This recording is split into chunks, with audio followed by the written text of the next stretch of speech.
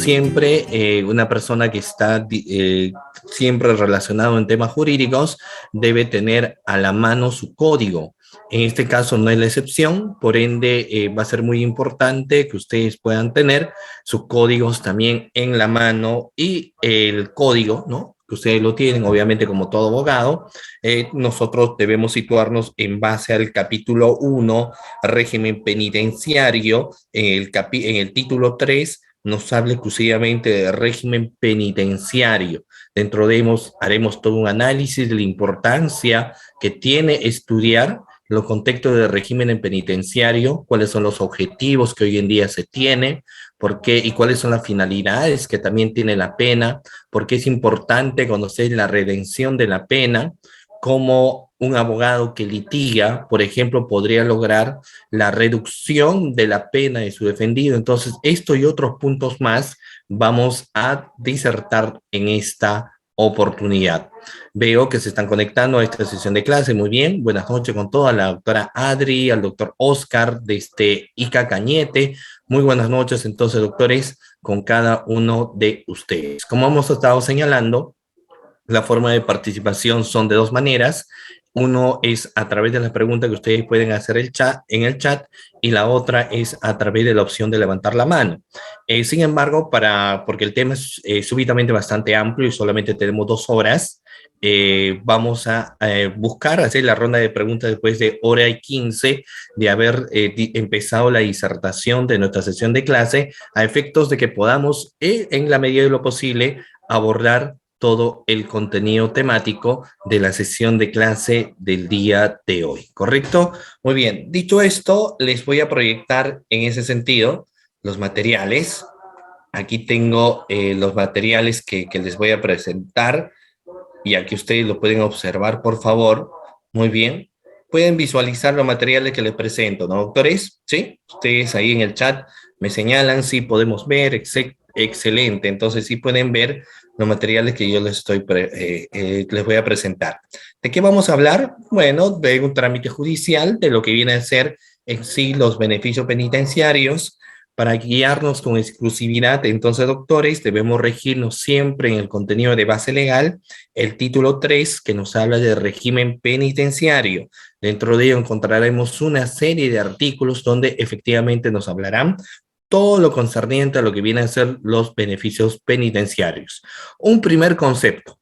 Por ejemplo, doctores, antes de pasar a esta primera diapositiva, siempre yo les pido a los participantes tener una interacción a través del chat. Y mi primera pregunta que yo les lanzo a ustedes es, ¿qué entienden sobre los beneficios penitenciarios? ¿Qué vendrán a ser, estimados participantes, los beneficios penitenciarios? ¿Qué opinión tienen? A ver, vamos a ver. Ojo, le dije a través del chat.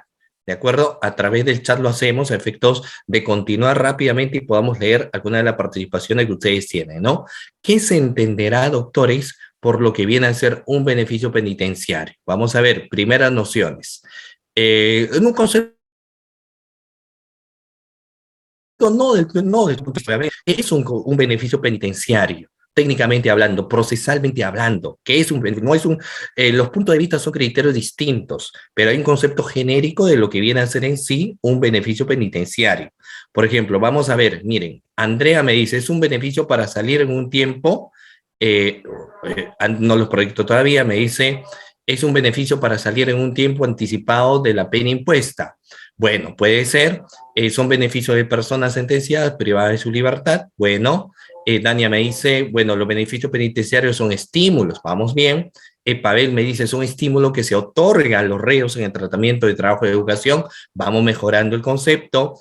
Muy bien, Alan, es un mecanismo de redención. Jim, mecanismo de redención. Carmen, es un beneficio para reducir la pena. Iván dice, si vienen extramuros e intramuros, entiendo muy bien. El doctor Iván Edinson, Fiorella Mamani, oportunidades para el sentenciado, perfecto. Muy bien, derecho del interno. Bueno, vamos a ver si el beneficio es un derecho, si es un incentivo, vamos a verlo más adelante. Pero de una u otra forma vamos teniendo, entiendo yo, algunos conceptos genéricos de lo que viene a ser en sí los beneficios penitenciarios.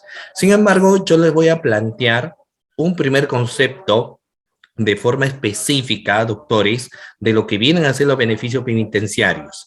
Y primero vamos a señalar que todo beneficio penitenciario son mecanismos. ¿De acuerdo, doctores? Es lo primero que podemos señalar.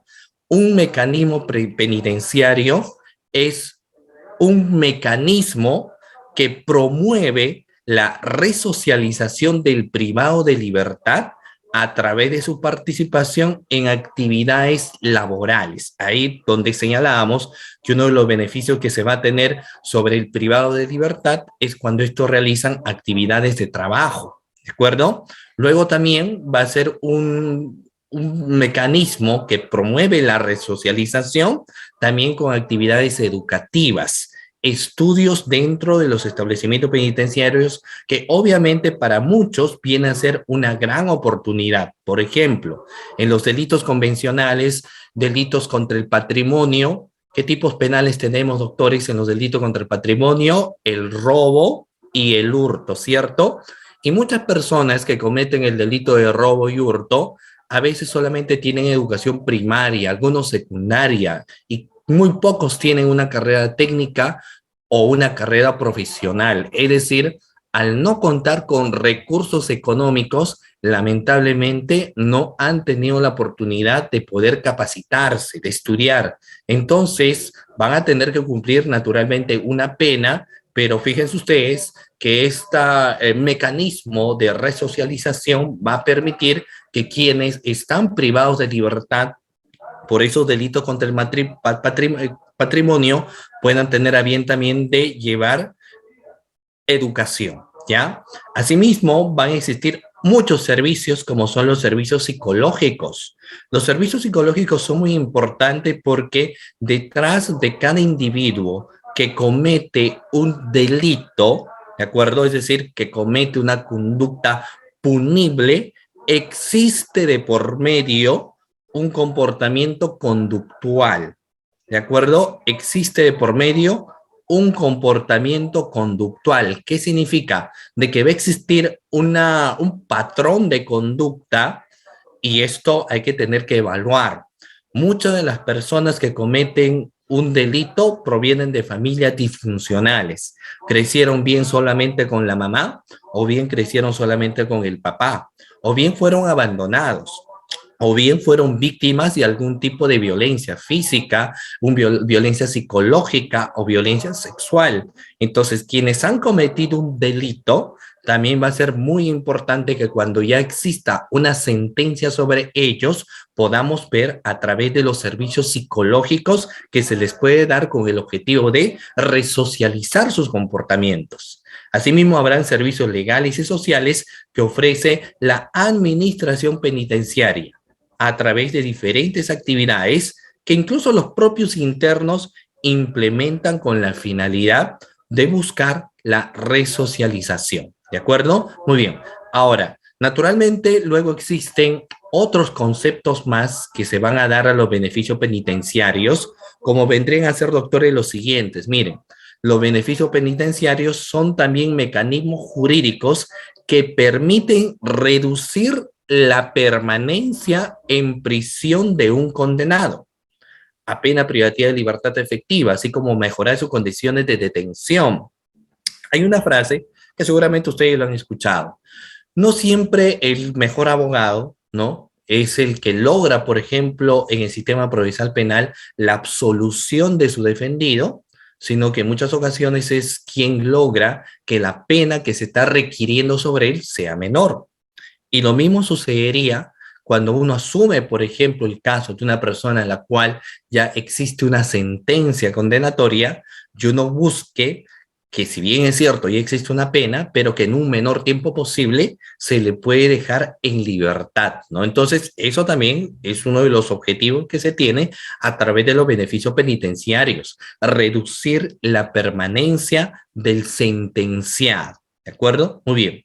Ahora, de igual forma, es una regla que uno tiene, por ejemplo, bueno, vamos a ver lo siguiente. Mire, existen luego algunos conceptos en las cuales vamos a ver, y esto es una realidad, y yo les pregunto, ¿y por qué también es importante señalar de los beneficios penitenciarios? La sobrepoblación carcelaria en el Perú y a nivel mundial, pero voy a tratar la sobrepoblación carcelaria en el Perú. Doctores, yo sé que muchos de ustedes obviamente se dedican al litigio, ¿cierto? Yo estoy muy seguro que ustedes, varios de los doctores que se encuentran presentes en esta sesión de clases, se dedican al ámbito del litigio. Doctores, pregunta, ¿existe en el Perú sobrepoblación carcelaria? ¿Tenemos o no en nuestro país sobrepoblación carcelaria? ¿O es que vivimos en un país donde podemos decir contamos con las diferentes cárceles, establecimientos carcelarios y tenemos una cantidad de presos, sean primarios, secundarios, presos preventivos separados? Obviamente no es cierto eso. ¿Perfecto? Porque lamentablemente estamos en nuestro país ante una sobrepoblación carcelaria, una sobrepoblación carcelaria. Incluso hay mucho dilema cuando se hablaba, por ejemplo, aquí hago un pequeño paréntesis de lo contexto de la prisión preventiva, porque había un factor muy importante cuando señalaban por qué se da prisión preventiva en delitos contra el patrimonio, por ejemplo, lo veían innecesario, prisión preventiva con delito contra el patrimonio, prisión preventiva con delitos, sobre delitos de lesiones, lo veían realmente innecesario y decían, se está dando muchas prisiones preventivas sobre estos delitos y se está llenando las carceletas con reos preventivos. Entonces, eso es un tema obviamente bastante preocupante, ¿no? Pero luego, al margen de ello, la realidad es que si vivimos en el Perú ante un sistema penitenciario sobrepoblado, sobrellenado, ¿cierto? Entonces, fíjense ustedes que hoy en día uno de los objetivos, uno de los tantos objetivos que tienen también los beneficios penitenciarios es de que se pueda disminuir la sobrepoblación carcelaria. ¿De acuerdo? Es decir, que los presos puedan, a través de recurrir a las diferentes actividades que dentro del establecimiento penitenciario se le van a dar, puedan lograr la reducción de su permanencia dentro de la cárcel. Estos otros objetivos. Ahora, vamos a ver si nuestra constitución política, porque obviamente nosotros sabemos que dentro del reglamento del Código de Ejecución Penal encontramos el título 3 que nos habla del régimen penitenciario y a partir del capítulo 1 se habla de todo lo concerniente al régimen penitenciario interno y demás, ¿cierto? Muy bien, pero aparte de lo que señala este reglamento, sería importante mencionar lo que la propia constitución política señala respecto a los beneficios penitenciarios. Uno no puede desconocer la Carta Magna, es decir, no podemos desconocer nuestra constitución política como Carta Magna, ¿no? De esta carta piramidal. Todas las demás normas están por debajo de lo que viene a ser la constitución política. Y sobre los beneficios penitenciarios, va a ser muy importante señalar, por ejemplo, doctores, lo que hace mención el artículo 139, inciso 22 de la constitución política. Fíjense ustedes, doctores, el artículo 139, inciso 22 de la Constitución Política de nuestro Perú, de nuestro Estado, señala que los beneficios penitenciarios se sustentan, doctores, en base a dos principios.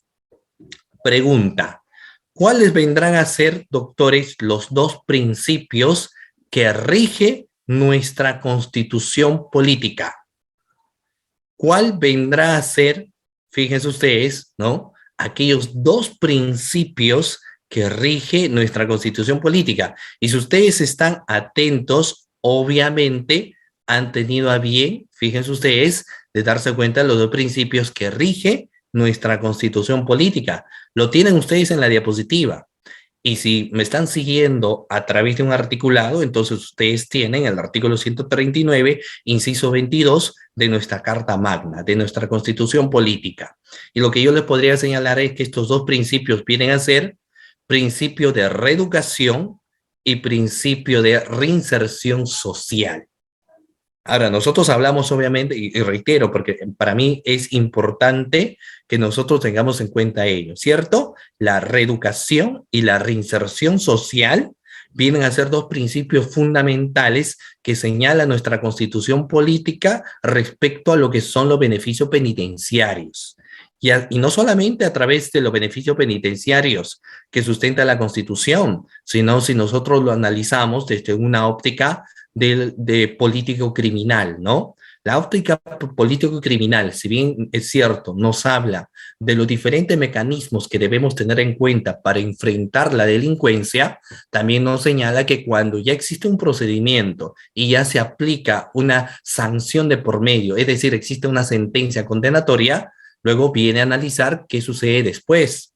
No es que solamente el trámite sobre quién ahora ya recae una penalidad culmina cuando ya existe pues una sentencia, sino que sin lugar a dudas luego tendría que existir otros mecanismos o modos para buscar que quien ya está sentenciado a una pena privativa de libertad tenga oportunidades. Y como la Constitución política te dice, primero, la reeducación exige al Estado, a través naturalmente del INPE, de que se les pueda dar educación y se pueda buscar que el penado en libertad, que si no es obviamente cadena perpetua, va a llegar un momento donde tiene que salir de la carceleta, pueda buscar reinsertarse en la sociedad. Ese es el objetivo, la reinserción del penado en la sociedad. Ahora, nosotros obviamente sabemos que es una situación bastante complicada, porque no solamente en el Perú, sino a nivel mundial, vivimos en una sociedad con estereotipos, ¿cierto? Vivimos en una sociedad con estereotipos. Por ejemplo, cuando alguien va a postular para una institución del Estado, ¿qué es lo que te piden, doctores?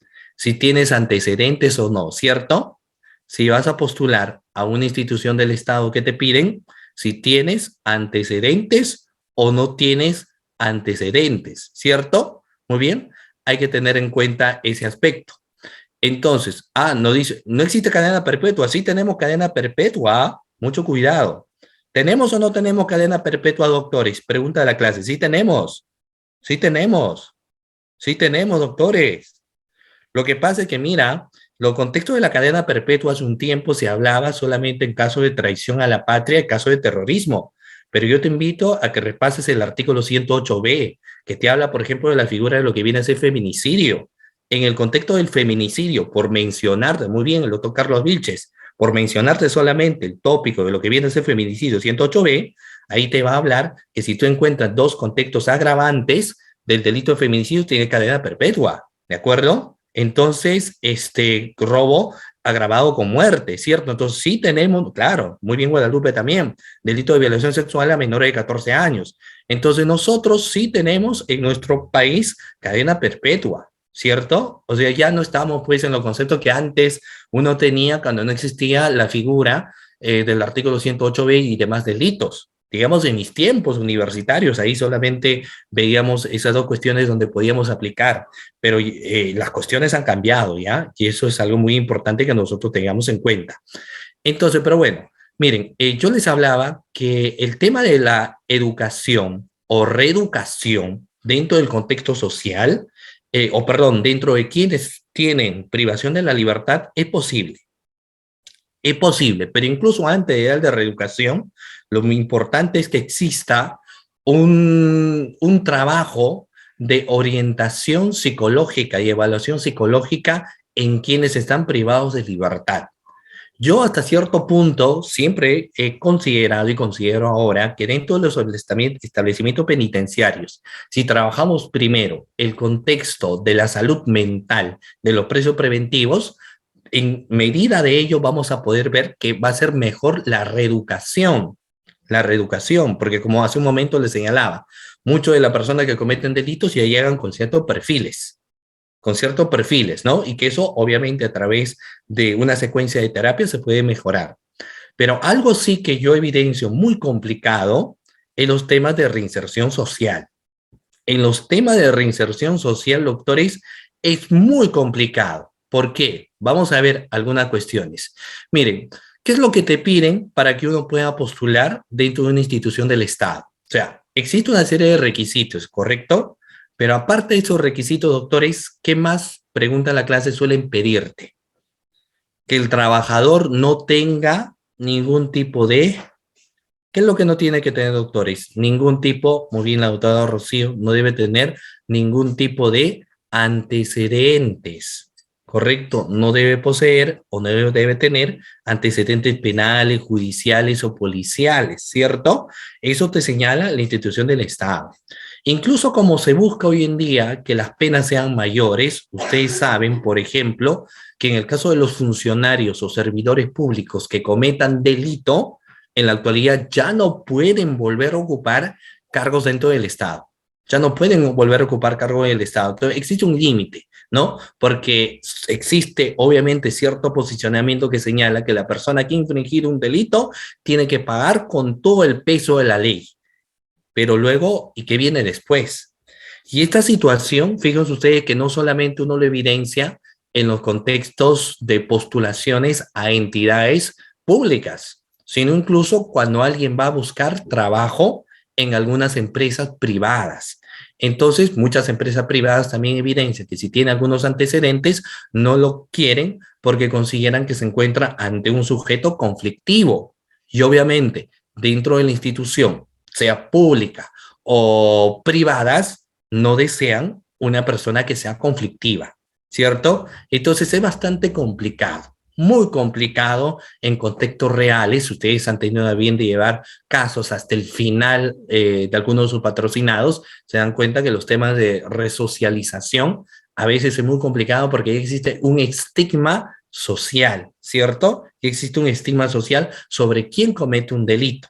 Entonces, la oportunidad que muchos de ellos tienen es constituir sus propias empresas o microempresas o dedicarse a algunos oficios, ¿no? Para poder sobrevivir. Entonces, es bastante complicado. O sea, puede ser que se tenga, sí, un principio de reeducación, que se puede trabajar incluso más, pero los temas de reinserción social exigen de que podrían existir algunas instituciones, ¿no? Que permitan que los que están presos en libertad puedan ocupar, por ejemplo, un cargo, ¿no? En fin, pero obviamente esta situación que yo les señalo es bastante polémica. Aparte del pronunciamiento, doctores, de nuestra constitución política, tenemos un pronunciamiento del Tribunal Constitucional. El Tribunal Constitucional también se ha manifestado respecto al tema que yo les estoy señalando. Y fíjense ustedes qué es lo que menciona el Tribunal Constitucional. Ha señalado sobre los beneficios penitenciarios, primero, y esto lanzo también como interrogante porque a veces hay una confusión.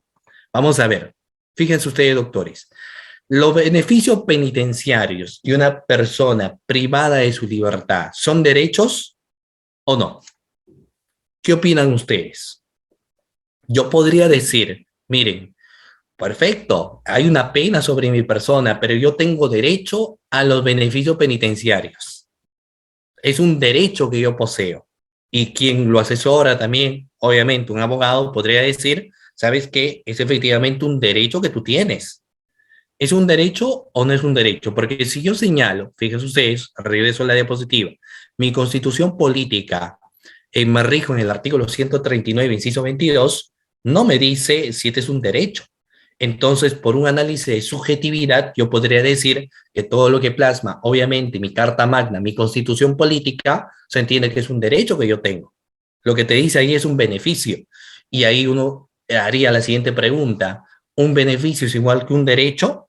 Entonces ahí, por ejemplo, existen algunas cuestiones, ¿no? Que a veces se debaten o se discuten. Sin embargo, hay que ver que el Tribunal Constitucional respecto a este tema ha dicho lo siguiente. El tribunal, doctores, el Tribunal Constitucional ha señalado que los beneficios penitenciarios, para empezar, no son derechos fundamentales. ¿De acuerdo? Los beneficios penitenciarios no son derechos fundamentales reconocidos por la Constitución política, como podría ser la vida, la salud, el derecho a un nombre propio, ¿cierto? Entonces, si no son derechos, ¿qué vienen a ser los beneficios penitenciarios? Son garantías previstas donde en el derecho de ejecución penal. Son garantías previstas en el derecho, doctores, de ejecución penal, ¿no?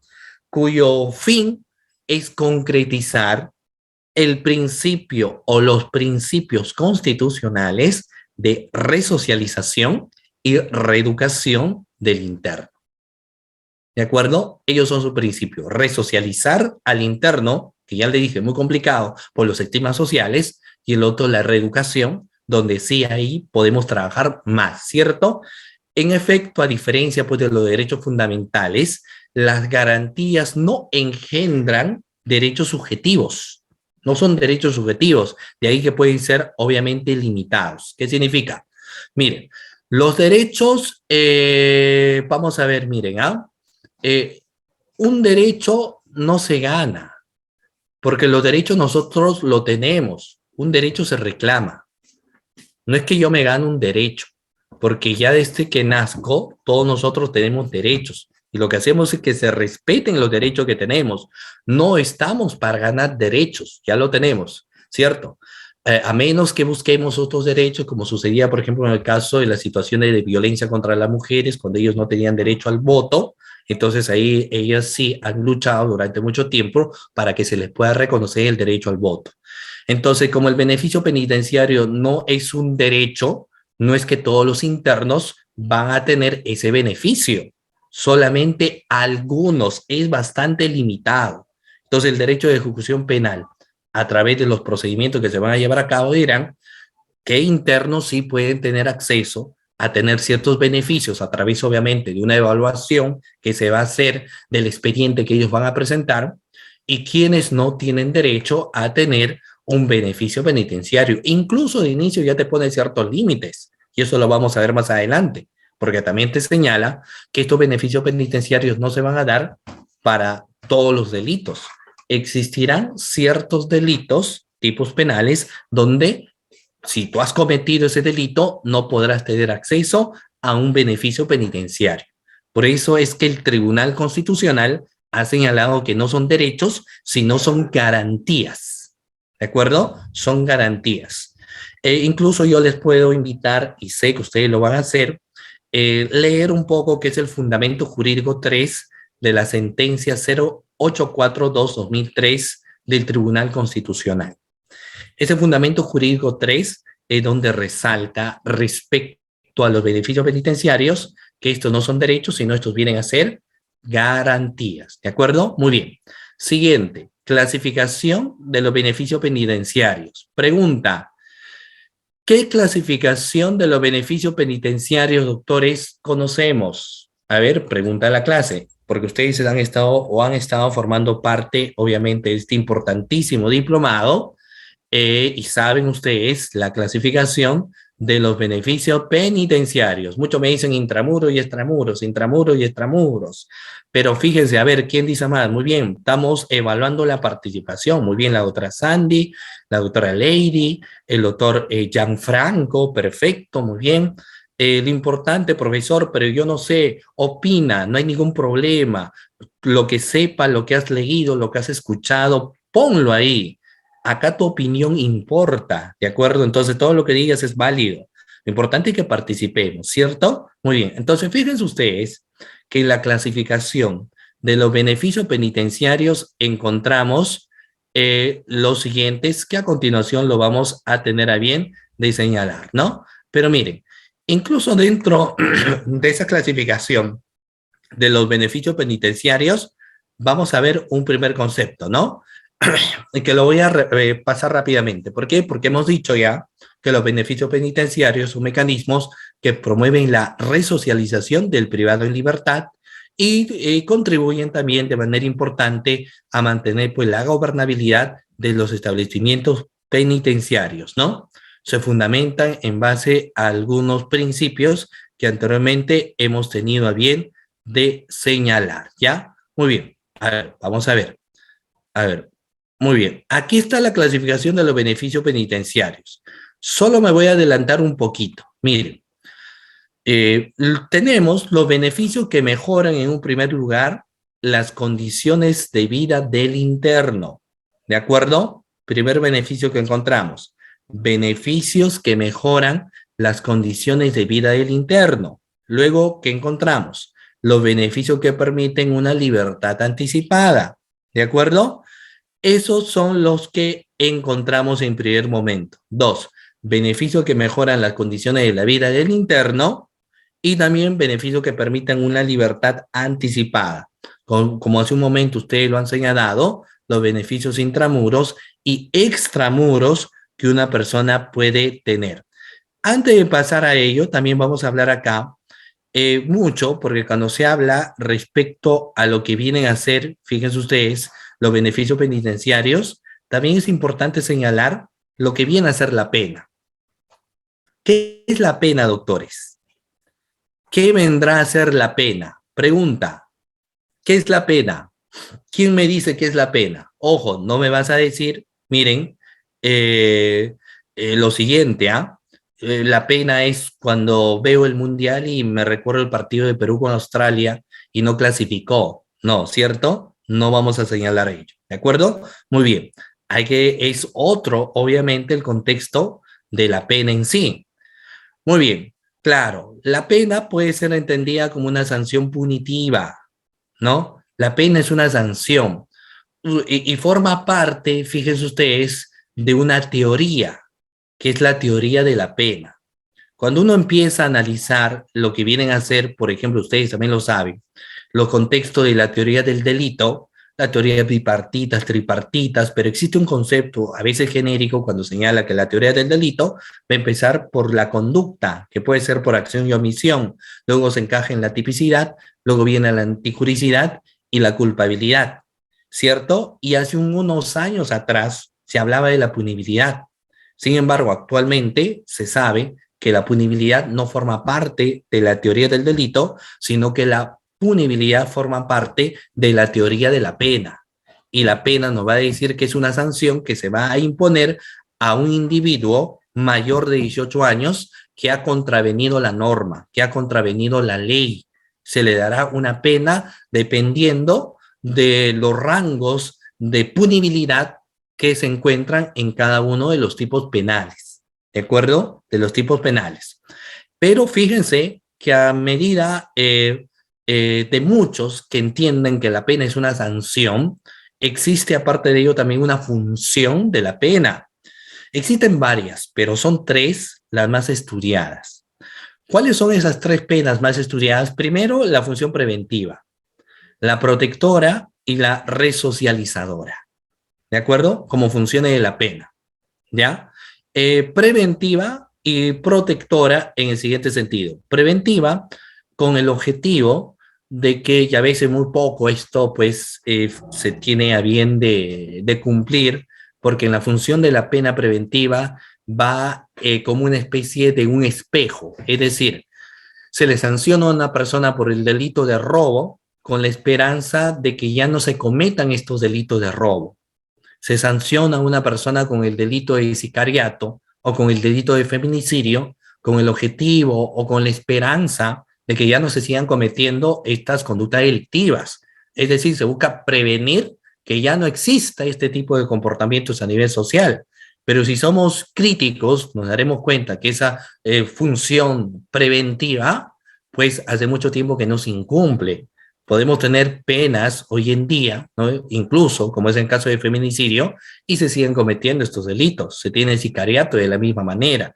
Entonces, todavía hay que trabajar muchísimo en cumplir la finalidad de prevención.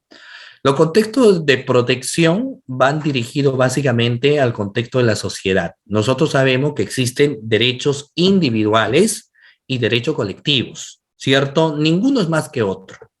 Ninguno es más que otro, pero ambos se tienen que respetar. Se protege la sociedad, se protege la sociedad. Y a veces esto genera pues una serie de polémicas. Hace pocos días había las marchas que se hacían hacia el Congreso en el centro de Lima. Yo laboro, por ejemplo, en la Fiscalía de Anticorrupción y era un caos Lima Centro, un total caos. No solamente para quienes tenían esa libertad de tránsito, sino para quienes tienen sus propios establecimientos comerciales en el centro de Lima, ¿cierto? Entonces uno tiene derecho, por ejemplo, tiene derecho a libre tránsito. Tienes derecho también a que tú puedas realizar tus actividades con normalidad. Y cuando tú ves una gran manifestación, si bien es cierto, existe un derecho a la sindicalización, existe un derecho a la protesta, ¿cierto? Pero no puedes pisotear estos derechos, ¿correcto? Entonces ese es el gran tema, el derecho de uno termina cuando empieza el derecho de otro. Entonces, estas situaciones nos conllevan también en una función de la pena. Si bien es cierto, tú puedes tener tu derecho individual, ¿no? Gozas de tus derechos individuales, pero si tú cometes un delito, entonces no solo atentas contra ese individuo como agraviado, sino que atentas con toda la sociedad. Un ejemplo de ello, delitos de corrupción. En los delitos de corrupción, doctores, rápidamente una situación siguiente. Pandemia. Pandemia, mucho esperábamos de los funcionarios públicos, pero muchos de los funcionarios públicos o servidores, al parecer, no existen sentencia todavía, pero al parecer habían cometido muchos hechos delictivos traficando con muchas cosas, ¿cierto? Al parecer, con camas UCI, con la adquisición de mascarillas, de geles, de servicio de fumigación, etcétera. Entonces, eso atentaba obviamente contra la salud pública y con todo el interés social. Entonces, si es que más adelante existe una pena, una sanción sobre estos funcionarios públicos, lo que se va protegiendo también es a la sociedad para que ya estos funcionarios o servidores públicos ya no ocupen cargos dentro del Estado para proteger a todo el contexto social. Y lo otro, que la pena también, fíjense ustedes, busca resocializar, es resocializadora. Y en esta última función es lo que ingresa, obviamente, los beneficios penitenciarios, ¿no? Ahora, estos tienen sus basamentos legales, obviamente, artículo 139, inciso 22 de la Constitución Política y el artículo 2 del título preliminar del Código de Ejecución Penal, ¿de acuerdo? Muy bien, entonces, dentro de ese artículo 2 del título preliminar del Código de Ejecución Penal nos va a decir que la ejecución penal tiene por objeto la reeducación, la rehabilitación y la reincorporación del penado a la sociedad, doctores. No nos olvidemos, por favor, ese aspecto, ¿no? La ejecución de la pena tiene por objeto la reeducación, la rehabilitación y la reincorporación del penado a la sociedad. Tengamos en cuenta, doctores, aquello que yo les estoy mencionando, ¿no? Muy bien. Acá hay un concepto sobre la pena, ustedes obviamente han dado algunas apreciaciones también, porque existe una gran gama de conceptos que nosotros podríamos encontrar, pero lo que voy a decir que la pena es la consecuencia jurídica del delito. Toda acción tiene una reacción, toda conducta que contraviene a la norma tiene una sanción punitiva, en este caso, ¿cierto? Entonces la pena es la consecuencia jurídica del delito, no nos olvidemos. Se puede definir a la pena también como la privación de un bien impuesto en virtud de un proceso responsable a una infracción prevista por la ley. Pero eso me permite, doctores, eh, señalar lo siguiente. Alguien me dice por ahí, la doctora Violeta me dice, esas son las tres R, claro, ¿no? Esas son las tres R que algunos lo señalan, ¿no? Algunos lo señalan. Es reeducación, rehabilitación y reincorporación. Cuando la doctora Violeta, por ejemplo, me menciona las tres R, me hace recordar cuando ustedes también seguramente lo han escuchado en los contextos de teorías del delito, cuando te dicen, por ejemplo, que las feas no cometen delito. ¿Han escuchado ustedes esto, doctores? Estoy seguro que sí, ¿cierto? Porque claro, a veces utilizamos uno o algunas denominaciones, como por ejemplo te mencionan que las funciones de la pena son las tres R, ¿cierto? Es decir, reeducación, rehabilitación y reincorporación. Y también cuando alguien por ahí señalaba en el contexto del análisis de teoría del delito, y te decía que las feas no cometen delito. Y uno decía, pero claro, muy bien, no, técnicas del estudio, ¿no? Muy bien, que también obviamente podrían señalar. Ya vamos ahí comentando. El doctor Oscar hizo una pregunta bastante interesante, ¿no? Sobre el decreto legislativo 1513-2020 sobre el deshacimiento de las cárceles por el COVID. No se preocupe, vamos a mencionar ello, ¿ya? Muy bien. Solo para mencionar, porque estoy seguro que algunos se han quedado todavía con ese bichito en la cabeza. El profesor, ¿qué es eso de la fea? No entiendo. ¿Qué pasa con usted? Lo que pasa es que se señalaba que dentro de ello encontrábamos que cuando no se configura los contextos del primer elemento de la teoría del delito, cuando encontrábamos una fuerza física irresistible, unos estados de inconsciencia y unos actos reflejos, ¿cierto?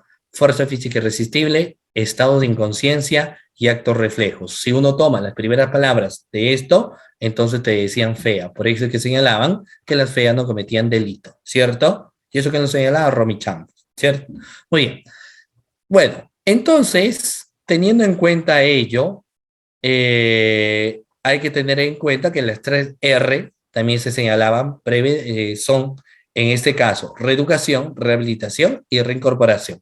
Muy bien, ya esto ya me he mencionado los fines de la pena, clasificación de los beneficios penitenciarios. Aquí ingresamos. ¿Cómo se clasifican? Primero, dentro de los beneficios que mejoran las condiciones de vida del interno. Aquí es importante tener en cuenta los derechos fundamentales eh, son aquellas que son reconocidas por nuestra Carta Magna, son reconocidas por nuestra Constitución política, pero habría que ver si es que la sentencia te restringe todos los derechos fundamentales. ¿Será cierto esto, doctores, que la sentencia te restringe todos los derechos fundamentales reconocidos en la Constitución política o solamente algunos de los derechos? ¿Te restringe todos los derechos o algunos de los derechos? Por ejemplo, si yo quiero participar en una contienda política, ¿me restringe o no me restringe?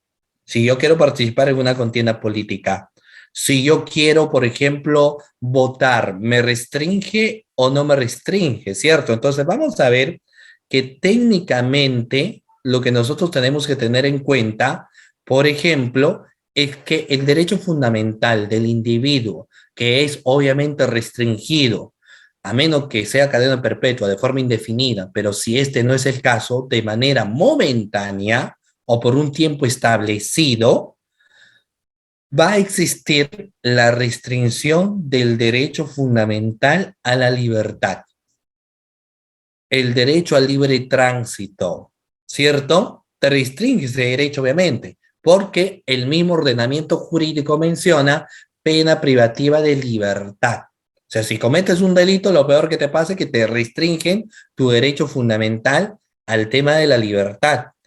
Pero a la salud, ¿existe, doctores, una restricción al derecho a la salud? Obviamente que no, ¿cierto? Tú sigues teniendo tu derecho a la salud. Tú tienes derecho a ser atendido por los especialistas en salud cuando tus condiciones de salud se encuentran así. Por ende, es que uno de los grandes problemas existentes era el estallido del COVID-19. Como era de fácil contagio este COVID-19, se tenía que hacer algo también con las carceletas, con la sobrepoblación carcelaria, porque se tenía en cuenta que si alguien se contagiaba, podían contagiarse a los demás.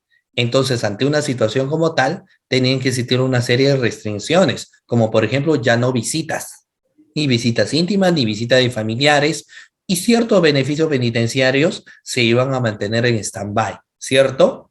Y esto no solamente se aplicaba sobre ellos, sino sobre quienes tenían que ejecutar los beneficios penitenciarios, es decir, sobre el personal de la INPE, ¿cierto? Que tenían que ser cuidadosos.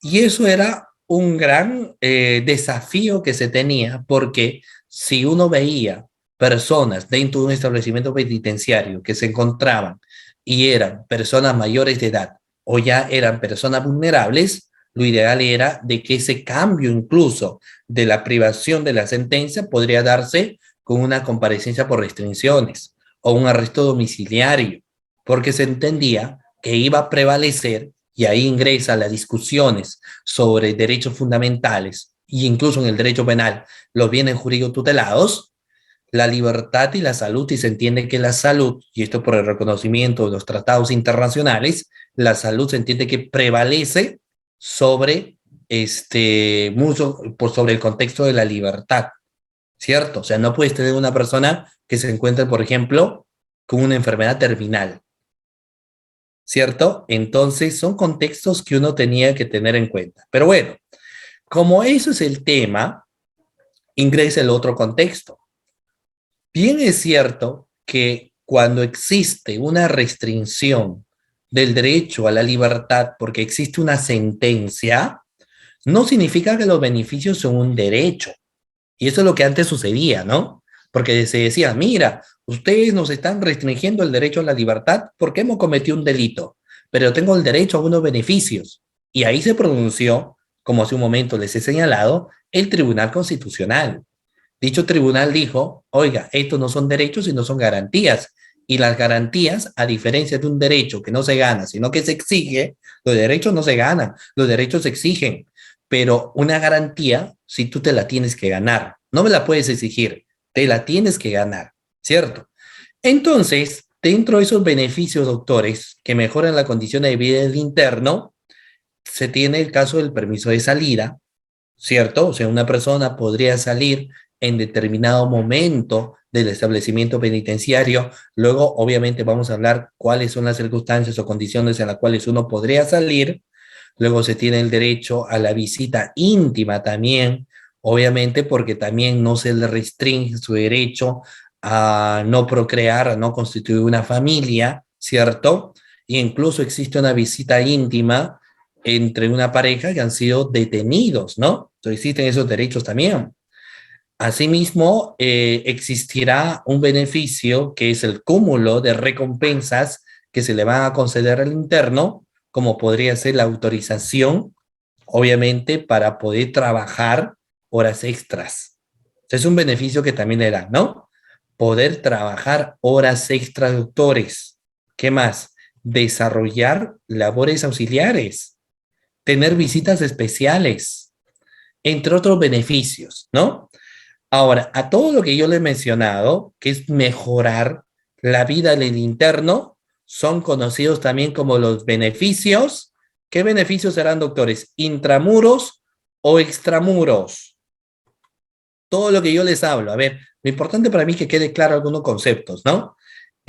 Cuando yo les hablo, permiso de salida, cuando yo les hablo visita íntima, cuando yo les hablo de recompensas que se le tienen que conceder a un interno, la autorización de trabajos extras, todo ello forma parte de los beneficios intramuros o extramuros. Son intramuros, ¿cierto? Son intramuros, porque no es que te vas a ir, vas a seguir estando en el establecimiento penitenciario, pero te estamos dando ciertos beneficios, o como algunos señalan, te estamos dando ciertos estímulos que tú tienes que tener en cuenta, ¿no? Muy bien. Eso hay que tener en cuenta, ¿de acuerdo? Eh, Siguiente, ahora, ¿quién te va a dar ello? La autoridad penitenciaria, previa a una serie de evaluaciones que naturalmente uno tiene que tener en cuenta. Vamos a lo siguiente, siguiente diapositiva. Asimismo, podemos hablar, doctores, lo que son los beneficios que permiten una libertad anticipada. Ya esta libertad anticipada se va a dar, no en todos los casos, obviamente, sino solamente en algunas circunstancias que va a depender mucho de la evaluación que harán las autoridades penitenciarias, ¿no? ¿Por qué? ¿Qué es lo que podemos ver en este caso?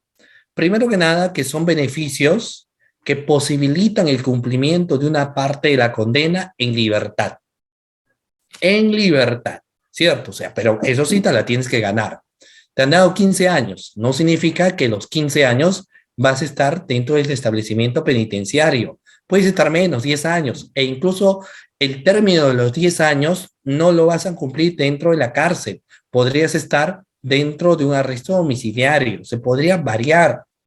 Y eso es lo que también te da como facultad el reglamento del Código de Ejecución Penal, es decir, no siempre significa que vas a pasar tus últimos días o que tus años de pena privativa de libertad que te han dictaminado al momento de señalarte la sentencia se van a mantener, no, sino que esto pueda tener en cierta medida variabilidad, ¿cierto? Podemos tener en ese contexto cierto grado de variabilidad, como hace un momento naturalmente nosotros hemos tenido bien de señalar. ¿De acuerdo? Entonces, los beneficios que permiten, pues, una libertad anticipada son aquellos que, como les he señalado, posibilitan el cumplimiento de una parte de la condena en libertad y constituyen ya este caso una expresión avanzada en la progresión del tratamiento penitenciario. En pocas palabras, no es para todos. En este caso podemos tener semilibertad, uno, o también podríamos abordar el caso de la libertad condicional, que son dos cosas obviamente diferentes, ¿no? Ahora, algo muy importante, porque parece mentira a veces cuando uno lo habla técnico, vamos a darle beneficios extramuros o intramuros, uno dice, pero no sé qué es. Vamos a ver, yo estoy seguro porque siempre los estudiantes de Udiápolis son estudiantes A1, son estudiantes que manejan los temas del derecho penal al revés y al derecho, y simplemente lo que hacen aquí es reforzar o refrescar algunos contextos en memoria, porque ustedes ya lo conocen. Entonces, doctores, miren, si yo les hablo de la semilibertad o la libertad condicional, reitero, si yo les hablo de la semilibertad o yo les hablo de la liberación condicional, ¿qué tipo de beneficios son? ¿Intramuros o extramuros? ¿Qué son, doctores? Muy bien, ¿intramuros o extramuros? Ahí tengo sus participaciones, los estoy leyendo por si acaso, ¿ah? Elizabeth participa, Lady participa, Mejía participa, William, Janina, Yulisa, Rocío, Jean, Collins, Carlos, Edma, Andrea, el doctor Manuel que me pone extra, Oscar, Allison, Nicole, miren, en esta clase tengo 451, tengo que, no, perdón, tengo hasta el momento 454 participantes, es decir, tengo que haber mínimo 455, bueno, ahorita ya 455 comentarios. Tiene que haber comentarios. Ustedes a veces piensan que el profesor no los lee, no los ve, los ignora, y no es así, los estoy leyendo. ¿De acuerdo? Les estoy leyendo. Y hay alguna pregunta que voy a responder más adelante, no se preocupen. ¿De acuerdo? Dicho sea de paso, también estamos llegando en vivo. Estamos llegando en vivo. Y para el expositor es una motivación, porque algunos los veo y algunos no lo veo, doctores. ¿Ah? Roxana, amiga, extramuros, perfecto. Y es muy bueno, porque saben ustedes que esta situación de pandemia ha sido muy bonita. A mí me encantaría, por ejemplo, tener a los 454 participantes to face, cara a cara. Podéis mirarlos a cada uno de ustedes y de esta manera podéis tener una interacción mayor, pero no se puede porque estamos en una situación de pandemia.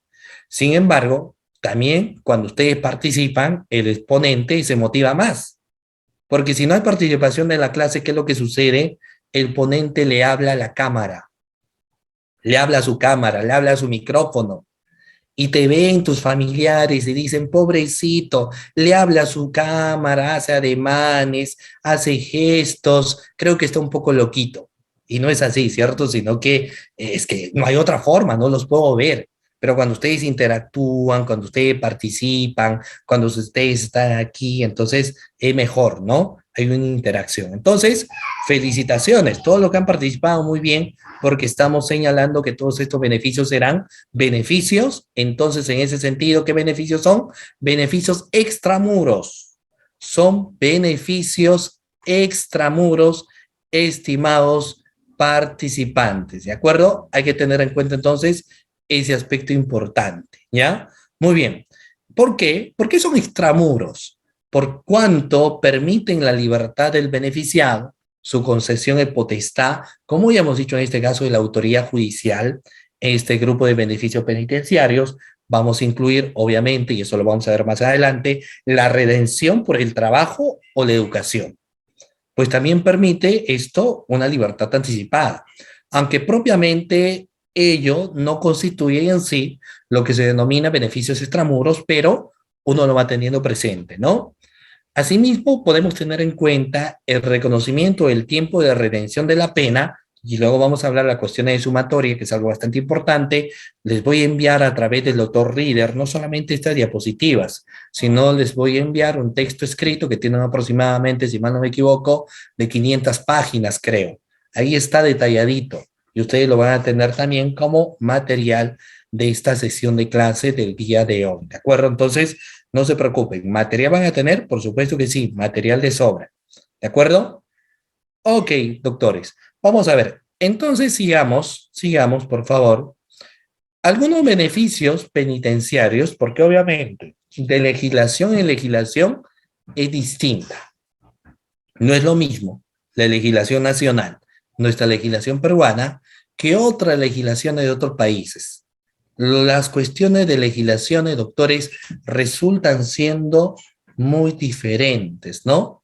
Las legislaciones que nosotros encontramos son distintas. Entonces, lo que nosotros vamos a detallar es respecto a los beneficios penitenciarios, pero en la legislación nacional, los beneficios penitenciarios en la legislación peruana. Y dentro de ello, podemos irnos rápidamente, y estoy seguro que ustedes me están siguiendo a través también de lo que viene a ser, pues, su código, y es que lo que nosotros podemos encontrar, doctores, es lo siguiente. Miren, vamos a ver aquí. Eh, una persona privada de libertad podrá acceder a los siguientes beneficios penitenciarios que estamos teniendo a bien de señalar en el siguiente contexto, ¿no? Muy bien. Del artículo 42 del Código de Ejecución Penal, es decir, desde que me empieza a hablar de lo que viene a ser el ingreso de un interno a un establecimiento penitenciario, naturalmente todo interno que ingrese dentro de la carceleta va a recibir información mediante cartilla o informe oral en su idioma de todos los beneficios que tiene, los derechos y obligaciones y el régimen de vida que en este caso va a llevar dentro de lo que viene a ser este establecimiento penitenciario. ¿De acuerdo? El administrador del establecimiento penitenciario o si no el funcionario a quien está delegada, este necesariamente tiene que llevar un libro de inventario en el cual se va a tener a bien de registrar todos los objetos de valor y documentos del interno que no pueda portar dentro del establecimiento penitenciario. Y así tenemos obviamente muchos aspectos que mencionar. Uno de los más interesantes es la que señala el artículo 46, porque el artículo 46, doctores, lo que va a hacer mención es la clasificación de los internos y se efectuará en lo posible, obviamente, en grupos homogéneos. Es decir, tendremos, por ejemplo, dentro de la división, los varones de las mujeres no pueden estar juntos, ¿no? Tienen que estar obviamente separados, los varones de las mujeres. Los sentenciados de los procesados, o sea, de quienes están teniendo lo que viene a ser, por ejemplo, una prisión preventiva, por mencionar. También los primarios de los que ya no lo son, o sea, de los que ya han cometido otros delitos, tienen que estar separados, ¿no? También tendremos separaciones entre quienes son menores de 21 años y los mayores de 60 años, del resto de los internos. Tienen que estar esto debidamente separados. Los que requieran ser separados muchas veces por razones médicas, las madres con hijos menores de 3 años y las gestantes, ¿de acuerdo? Los fácilmente readaptables o a los difíciles de readaptación, los alcohólicos y los toxicomanos de los que no lo son, por mencionar algunos, ¿ya? Muy bien. Eso es lo que nosotros, por ejemplo, tenemos en cuenta ahí. Muy bien. Vamos a ver. Eh, luego tenemos, básicamente, algunos contextos más, como viene a ser el permiso de salida, ¿de acuerdo? Vamos a ver ustedes también, vamos a ver acá, mire, tenemos permiso de salida, podemos tener redención de la pena por el trabajo y la adecuación, ¿no? Podemos tener semilibertad, liberación condicional, visita íntima y otros beneficios. Pero quiero ver, como hace un momento yo les he señalado, si están despiertos o no están despiertos, ¿no? Muy bien. Luego, sí, claro, vamos a ver ahorita ante quién básicamente vamos a tener a bien de presentarlo. Recién estamos iniciando, ¿no? Yo les estoy dando algunas pautas, pero yo lo que quiero ahora es saber qué beneficios penitenciarios encontramos. A ver, doctores, si ustedes ahí lo han visto, ¿ya? Porque quiero saber también que tengamos en cuenta eso, porque he tenido varios casos en donde uno dice, necesito los beneficios penitenciarios para mi defendido. Y uno le dice, pero está bien, dígame qué beneficios penitenciarios contempla la ley. o qué beneficios penitenciarios ahí encontramos, ¿no? Entonces a veces no lo dan del todo, o sea, no lo señalan y uno dice, pues, primero tendría que conocer qué beneficios penitenciarios existen, ¿no?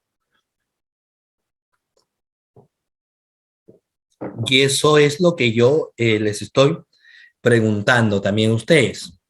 Si me están siguiendo con su código, entonces tendríamos eh, el título 567, Beneficio Penitenciario, capítulo 1, Disposiciones Generales, ¿ya? Disposiciones Generales, eso tendríamos. Voy a regresar a las diapositivas. A ver, miren, entonces aquí tenemos, ¿no? Y algunas de estas obviamente vamos a tener a bien de detallarlas. Tenemos permiso de salida, podemos tener redención de la pena por el trabajo y la educación, podemos tener, doctores, también la semilibertad, tenemos la liberación condicional, visita íntima y otros beneficios o estímulos que la autoridad penitenciaria considera conveniente otorgar, ¿ya? Estos vienen a ser los beneficios penitenciarios que nosotros tenemos que detallar, que nosotros tenemos que ver. Ahora yo les voy a hablar, obviamente, el procedimiento que ahí se encuentra establecido, ¿ya? Muy bien. Existen obviamente una serie de criterios que hay que tener en cuenta, porque he dicho, los beneficios penitenciarios vienen a ser en este caso garantías, no vienen a ser derechos, ¿ya? Eso es algo que también les he señalado. Los beneficios penitenciarios no vienen a ser estimados doctores en derechos, sino que los beneficios penitenciarios vienen a ser garantías. Por eso es importante señalar, por ejemplo, algunos criterios de aplicación de esta ley. ¿Cuál es el criterio? Primero que nada, hay que ver la aplicación de la ley en el tiempo en materia de beneficios penitenciarios.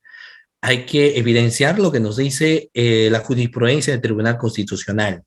Hay que evidenciar lo que el mismo reglamento del Código de Ejecución Penal así nos hace mención respecto a cada uno de los beneficios penitenciarios, ¿no?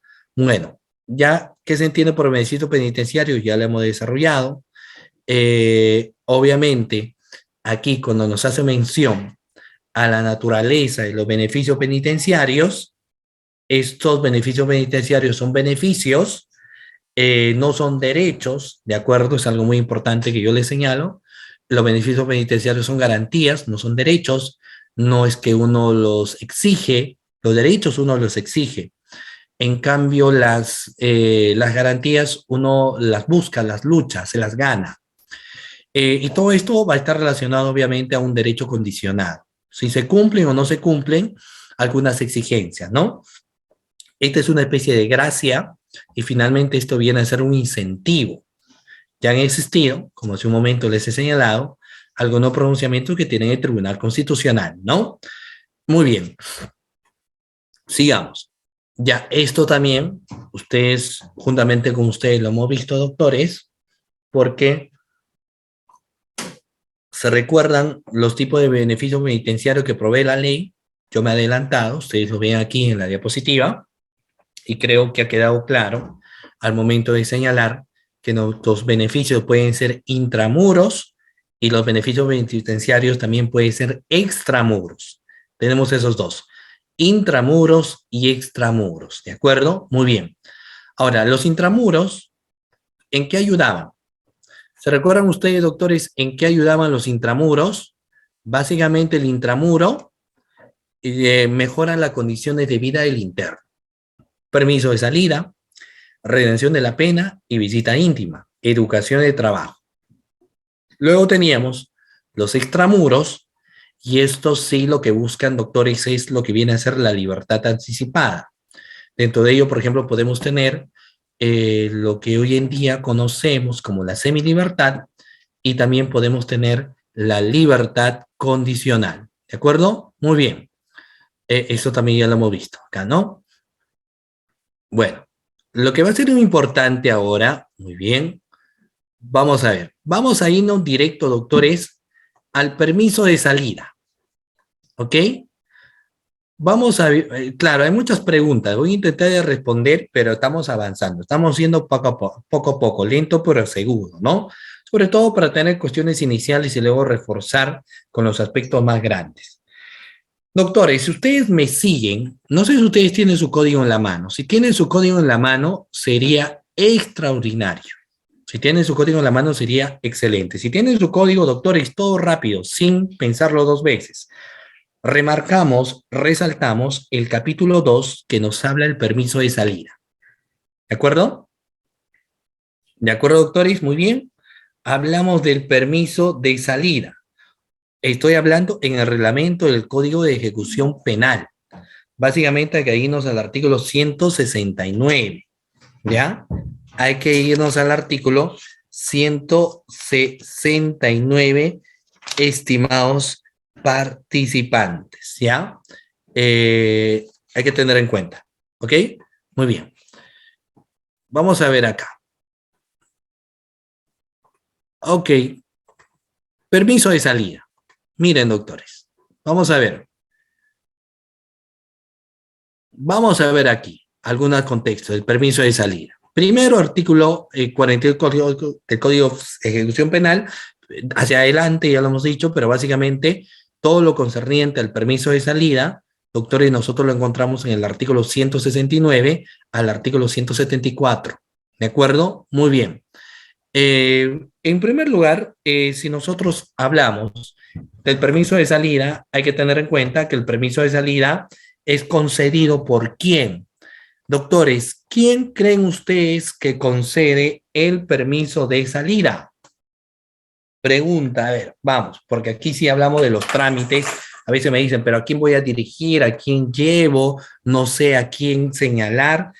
Obviamente va a ser dirigida, y ustedes ya me lo han dicho, en base a la regla del artículo, no al juez. Miren, el permiso de salida es concedido por el director del establecimiento penitenciario, por el director del establecimiento penitenciario, o si lo quieres llamar tú, estimado participante, el director del INPE. Ahora, es importante también tener en cuenta, fíjense ustedes, cuánto es el tiempo, porque yo quiero un permiso de salida, pero ¿cuánto tiempo me darán de permiso de salida? Esto es otro aspecto importante que debemos tener en cuenta. Y yo les traslado la pregunta también. El tiempo, doctores, como máximo de permiso de salida son 72 horas, como máximo. Es decir, te pueden dar menos, te pueden dar 24, te pueden dar 12, va a depender, pues, ¿no? Porque no es que vas a decirle me voy y no regreso, hay que ver a qué te vas a ir, a una reunión, a una capacitación, hay que ver a dónde te vas a ir. Pero tienes más de un día, más de 24 horas, 72 horas, para que tú puedas tener tu permiso de salida, ¿no? Muy bien. Sin embargo, para poder tener en cuenta ello, será muy importante la vista o a la vista el expediente personal del interno. Ojo, el expediente personal del interno. Y va a existir un informe social previamente también. ¿Cierto? Es el trámite que en pocas palabras el director del establecimiento puede hacer. Pides permiso de salida, perfecto, te lo podemos conceder, pero tiene que pasar una evaluación. Y la evaluación será, primero, ver el expediente personal de cada uno de los internos que se encuentran ahí, tiene su expediente personal y tiene que existir un informe social. Es decir, si la persona está para empezar apta o no está apta para que pueda salir, ¿de acuerdo? Porque hay muchas personas que pueden pedir permiso de salida, sin embargo, estas personas más bien buscan estas oportunidades para que puedan, patitas, ¿para qué te quiero? Y quieren darse a la fuga y se escapan. Y eso, por ende, hay que tener en cuenta, ¿ya? Muy bien. Para su concesión se tomará en cuenta los antecedentes y demás circunstancias personales del interno. Nos dice que el director podrá conceder, estamos hablando, fíjense, nos señala en este caso en particular, el director podrá conceder el permiso de salida aun cuando existiera sanción por falta grave. Si concurren pues algunas circunstancias, no hay un permiso de salida. Siempre y cuando se sustenta también el porqué, pero ya el artículo 170 te da abierto ello, ¿no? Muy bien, vamos a ver, vamos a tener en cuenta ese aspecto. Luego nos señala que el director del establecimiento penitenciario expedirá la autorización de permiso de salida Este permiso de salida, doctores, este permiso de salida, hay que tener en cuenta que debe contener lo siguiente, ¿de acuerdo? El motivo del permiso. Y ahí yo les pregunto a ustedes, ¿no? O sea, como una interpretación, como alguien le decía, pero Sergio, estas son cuestiones de sentido común. ¿Cuándo crees que podrías pedir un permiso de salida? ¿Cuándo creen ustedes que podría ser válido un permiso de salida? ¿Qué opinan?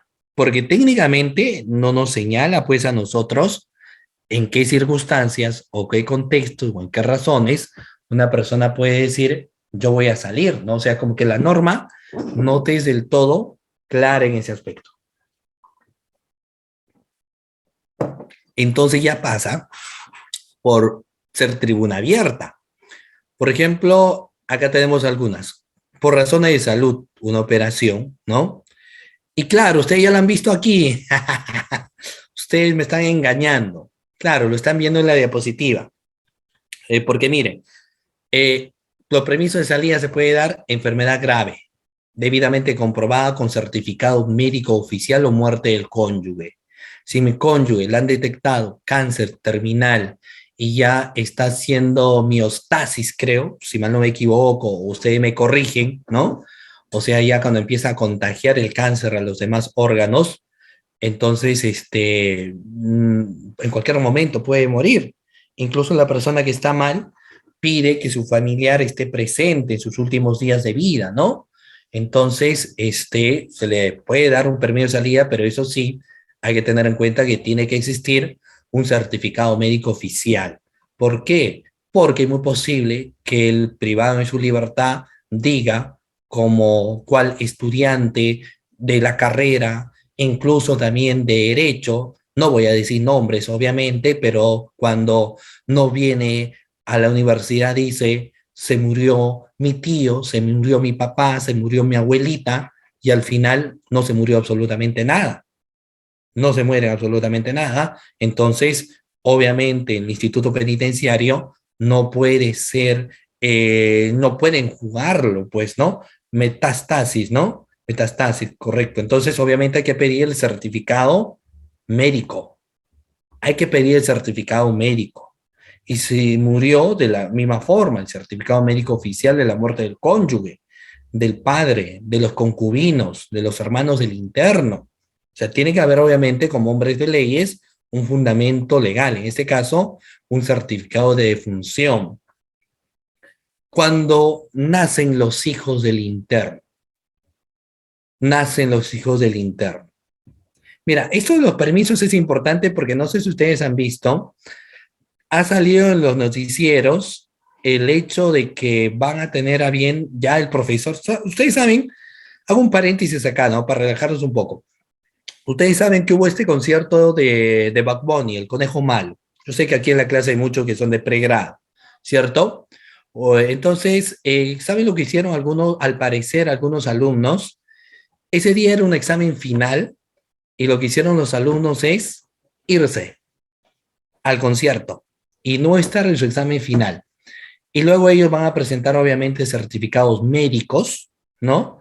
En la cual van a señalar que han estado malitos y todo eso, porque quizás tienen a alguien que le puedes pedir. Pero ya el profesor, al parecer, habría dicho que esos certificados médicos que presenten y todo lo demás, o coincidencia que el día del concierto tú estás enfermado. Entonces, ya al parecer, él dijo que todos están jalados. Entonces, lo mismo sucede, pues, en estos casos de este beneficio penitenciario, en el sentido de que si tú señalas que existe una enfermedad grave o si algún pariente está muerto, entonces no es sencillamente que tú lo digas, sino que en este caso tendría que existir, naturalmente, un documento que acredite lo que está señalando, ¿no? Ahora, nacimiento de los hijos del interno, los nacimientos de los hijos del interno. No sé cuántos mamitas o papitos hay en la clase. No sé. No sé cuántos de ustedes hay ahí, ¿no? Porque yo a veces cuando les pregunto, yo por ejemplo no soy papá, pero yo tengo amigos que son papás y me dicen lo siguiente, que uno de los días más bonitos de su vida es cuando nació sus hijos, ¿no? Cuando nació su hijo. Dice, no, uno de los momentos que me gustaría pues recordar es cuando nació mi hijo, ¿no? Muchos lo dicen ahí. Perfecto, yo sé que en la clase hay muchos papás, así como hay muchos mamás. Seguramente también hay papás que todavía no lo saben, ¿no? Cualquier momento les puede llegar pues la notificación, pero lo que nosotros decimos es que son esos papás que, por ejemplo, han estado en el día del parto. Entonces, naturalmente, ellos dicen que el mejor día es el nacimiento de mi hijo. Entonces, un permiso de salida que se le puede dar, por ejemplo, a una persona es cuando exista pues un nacimiento de los hijos del interno.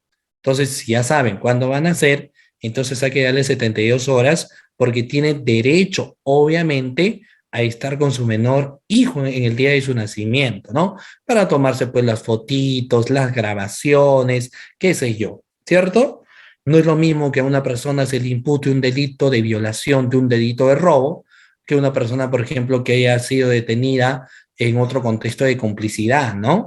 Muy bien, perfecto. Vamos a ver. Luego hay que realizar gestiones personales de carácter extraordinario. Ah, ¿qué pasa si no están casados? Tienes que acreditar la convivencia. Claro, es más fácil que tú estés casado, hay una partida del matrimonio, ¿no? Quienes son religiosos saben que antes de tener hijos, tiene que casarte, porque dice el paso de la Biblia, me parece, que si alguien tiene hijos y no está casado, está condenado ahí al infierno, pero algo así, me comentaron, ¿no? Entonces, quienes siguen pues al pie de la letra de los sacramentos dirían, primero me he casado y luego he tenido hijos, entonces va a ser más fácil que yo acredite ello. Sin embargo, también es cierto que hoy en día, en pleno siglo XXI, lo que prima más son los contextos de la convivencia, no muy pocos, ya poco o casi nadie va creyendo en el matrimonio, no dicen, no, el matrimonio es un contrato, mejor convivimos, ¿para qué casarnos? El papelito no demuestra que yo te amo, ¿cierto? Sino que lo importante es que yo te digo, el papelito es un papel. Entonces, tú tendrías que acreditar en ese caso la convivencia, ¿no? Que has convivido, para que puedas ir también como permiso de salida.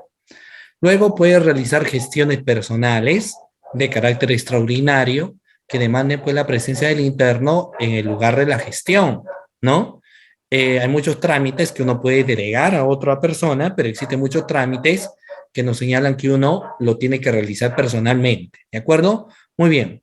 Luego tenemos realizar gestiones para la obtención de trabajo y alojamiento entre la proximidad y su liberación.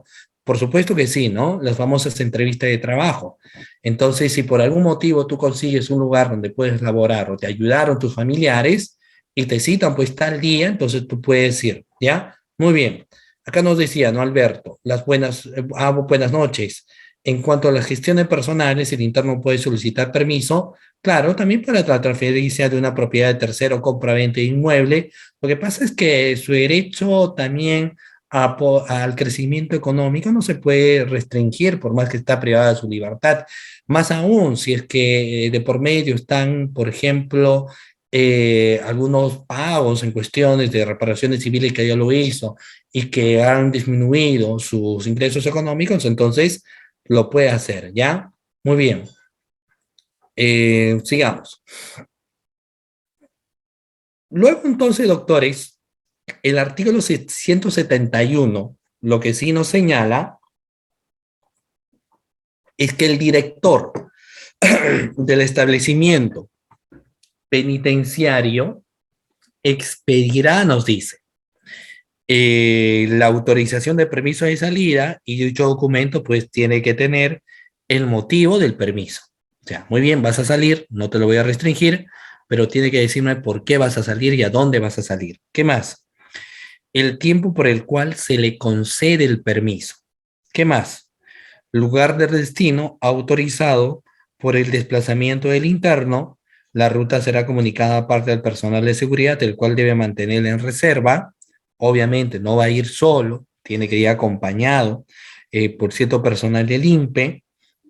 Ahora, uno de los aspectos muy importantes que hay que tener en cuenta es la evaluación favorable del interno en el proceso de tratamiento y rehabilitación. O sea, si nosotros evidenciamos que su rehabilitación no está yendo por buen camino, entonces naturalmente no se va a tener a bien de darle ni siquiera ese permiso de salida que está requiriendo, ¿no? O sea, hay que pasar por esa evaluación.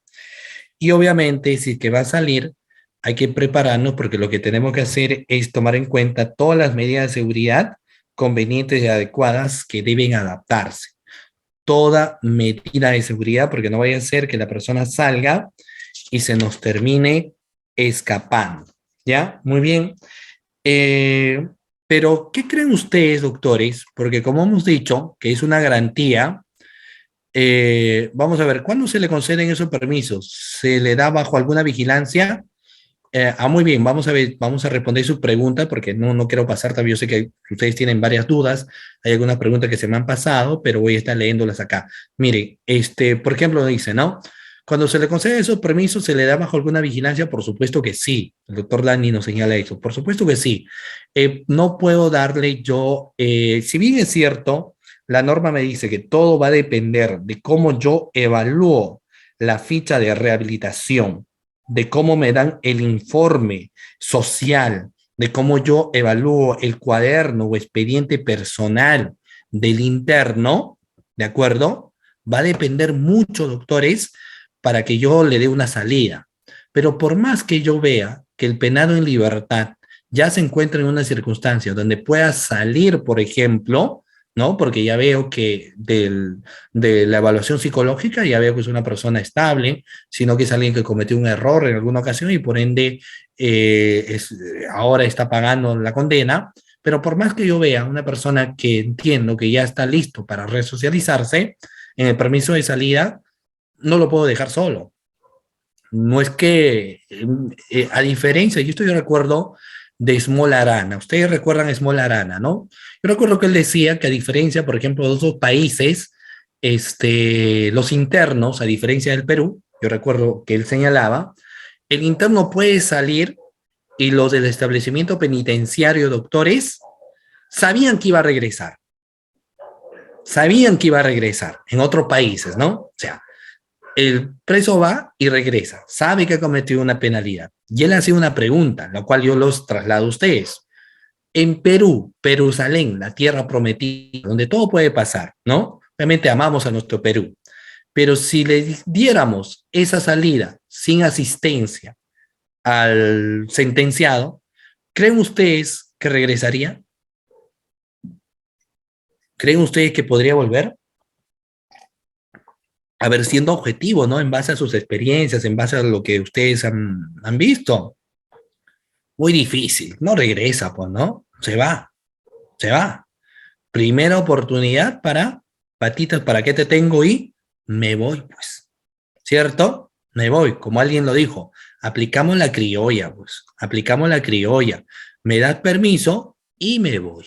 Entonces yo recuerdo que el profesor decía, eso no lo podemos hacer porque justamente le decían el permiso de salida en el caso peruano, porque no es igual en otros países que puede incluso la persona ir. Claro que la medida de broma también decía, le dan su llave, él sale y en la noche regresa. Él solito regresa y dice, esta es mi llave de la celda, no es como si fuera su departamento, sale y ahí regresa. En el Perú, muy complicado, no solo en el Perú, yo creo que en cierta medida en toda Latinoamérica, en algunos lugares, es esto, ¿no? Pero bueno, eh, entonces se le da bajo alguna vigilancia. No dice, doctor, y si el reo tiene propiedades, la conserva, ¿verdad? Porque si tiene esposa debe administrarla a ella, puede ser el patrimonio de los hijos. Claro, lo conservo, no hay ningún problema.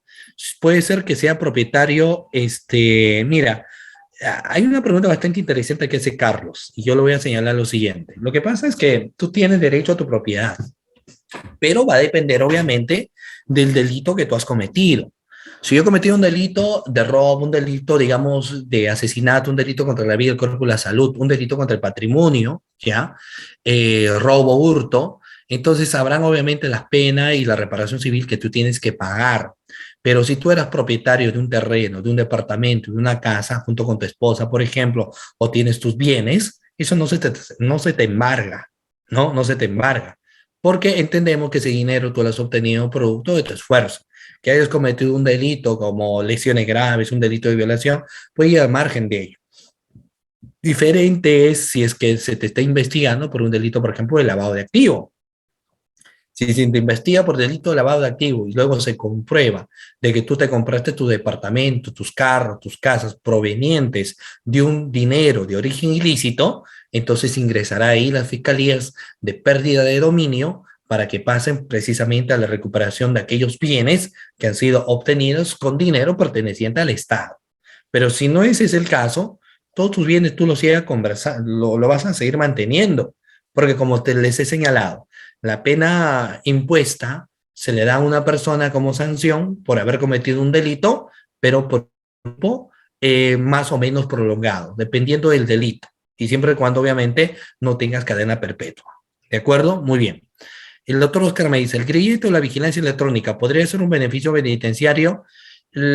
Podría ser, yo creo que sí, sin lugar a dudas, porque el tener, y eso es algo bastante interesante, porque lo que sucede es que desplegar personal de vigilancia, de una u otra manera, digamos que a quien quiere reinsertarse en la sociedad, podría ser un poco incómodo, ¿no? Es decir, como tú vas a una reunión y están los efectivos policiales que te están viendo, o tú vas a algún lugar y ellos están viendo, ¿cierto? Entonces como que es un poco incómodo.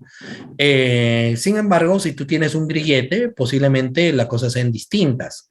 No obstante, esto actualmente en el Perú se da solamente para algunos delitos y también demanda un gran costo, ¿no? Un gran costo. Yo creo que de una u otra forma, en los contextos de sobrepoblaciones carcelarias, estamos más llenos de personas que tienen una pena, pero que no tienen o no han tenido oportunidades laborales. Me atrevería a decir quizás hasta un 75 o 80% de lo que en la actualidad sufren una condena, entonces ellos no tienen forma incluso de poder pagar, muchos de ellos, un grillete. A diferencia quizás de quienes han sido exfuncionarios públicos, conocidos como los delitos de cuello blanco, en las cuales ahí sí ellos podrían tener la oportunidad de adquirir un grillete.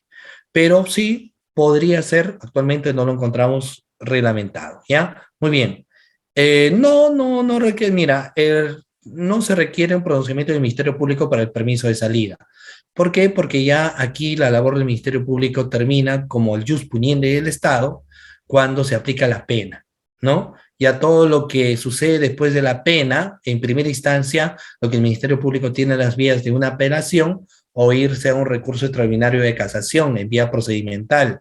Pero si ya no o nadie ha solicitado irse a segundas instancias, entonces lo único que va a suceder en ese caso es que ya cuando está un preso cumpliendo su condena, ingresa el Código de Ejecución Penal y es propiamente de las autoridades del INPE ahí existentes. ¿De acuerdo? Muy bien, vamos a ver. Eh, vamos a ver. Ahora, muy bien.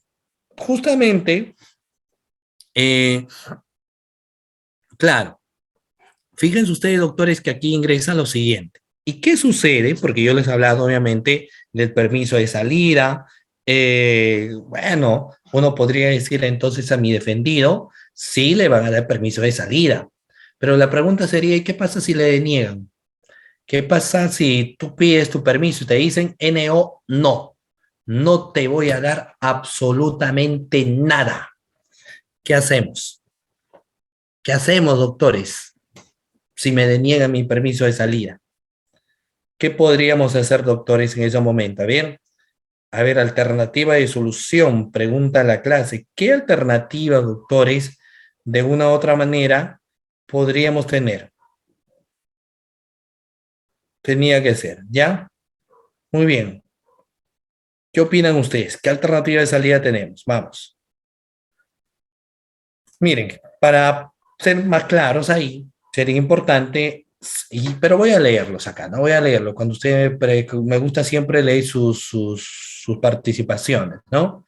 La petición, reconsideración, si tenían es verbal o inminente acto administrativo, apelo, apelan, sería inconstitucional, debe recurrir a algo, apelación, reconsideración, ley 27444, son beneficios, los beneficios son garantías no derechos, apellidos habeas corpus, pedido judicialmente a reconsideración.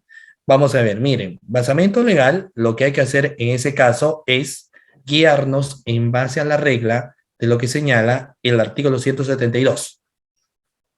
¿Ok? El artículo 172 respecto a los beneficios penitenciarios nos señala tácitamente lo siguiente. Si el permiso de salida es denegado, o sea, te dicen no, no te vamos a dar, así te pares de cabeza, no te vamos a dar, el interno alternativamente podrá formular reconsideración o apelación en el plazo de un día hábil. En el plazo de un día hábil, ¿ya? Pero hay un problema por muchos. ¿Por qué?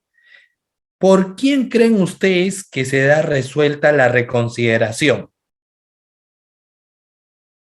¿Por quién creen que será resuelta la reconsideración? Por el mismo director, pues.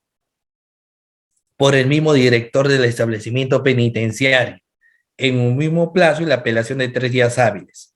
Mira, pero fíjense ustedes, ¿ah? La reconsideración será resuelta por el director del establecimiento penitenciario en el mismo plazo y la apelación en 3 días hábiles por la dirección regional.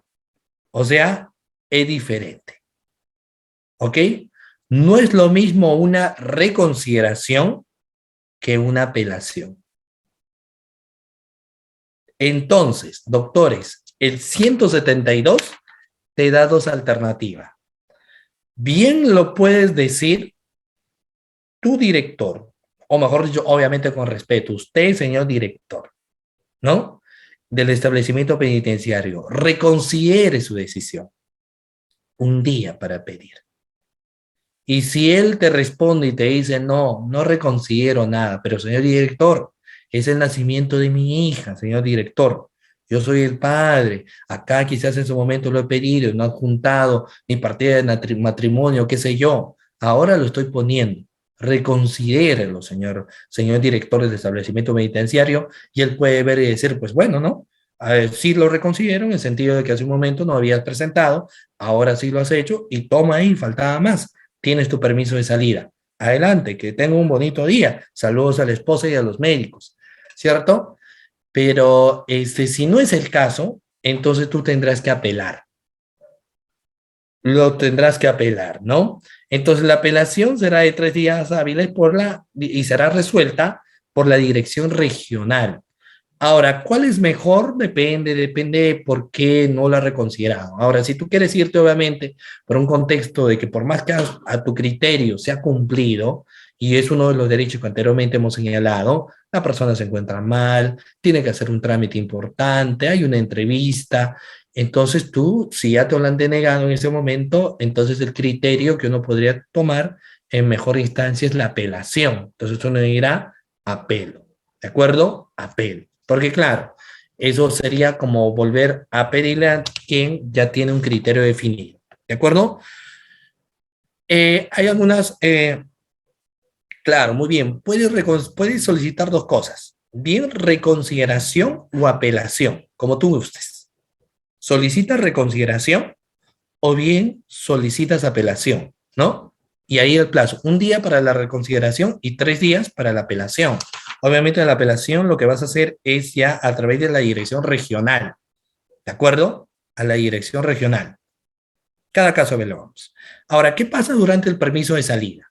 El director del establecimiento penitenciario, ¿no? Dice, ah, perfecto, no hay ningún problema, que vaya.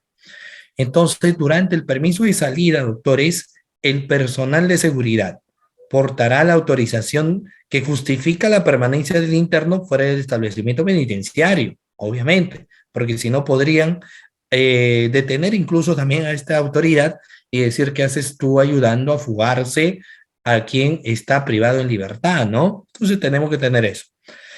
Cuando no fuera posible el retorno del interno por razones de fuerza mayor o caso fortuito, dentro del plazo concedido, es decir, de las 72 horas, el personal de seguridad deberá dar cuenta inmediato al director del establecimiento penitenciario de origen y adoptará las medidas de seguridad pertinentes, ¿no?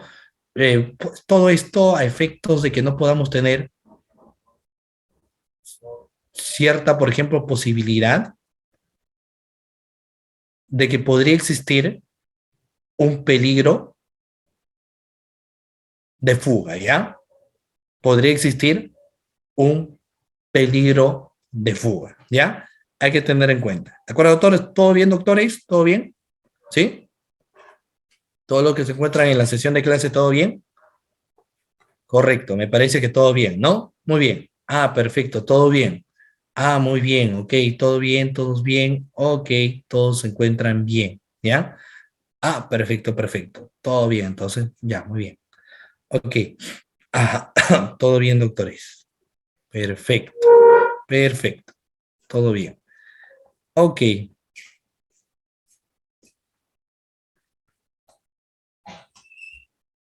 ya. Claro, hay una pregunta que me dice, ¿y por qué se da cuenta el Ministerio Público si, como dijo yo, acabó la labor del MP? Ya, básicamente en esos casos es un mero trámite, no es más por una vía de carácter administrativa que otra cosa más. Porque si yo soy estricto en base a lo que me señala el permiso de salida, es lo que da a quien es privado en libertad. No obstante de ello, la propia INPE tiene naturalmente un procedimiento y en dicho procedimiento, toda actividad que ellos van a realizar, le ponen de conocimiento en cierta medida al Ministerio Público para que tengan razón de qué beneficios también va a tener la persona que está dando. Pero eso es un formalismo, ¿no? No es que es una obligación, no es porque no te pueden decir, mira, no te vamos a dar tu permiso de salida porque todavía no hemos notificado al Ministerio Público. Eso no podría ser, ¿no? No, no es así, ¿ya? Muy bien. Luego de ello, doctores, vamos a hablar ahora eh, lo siguiente.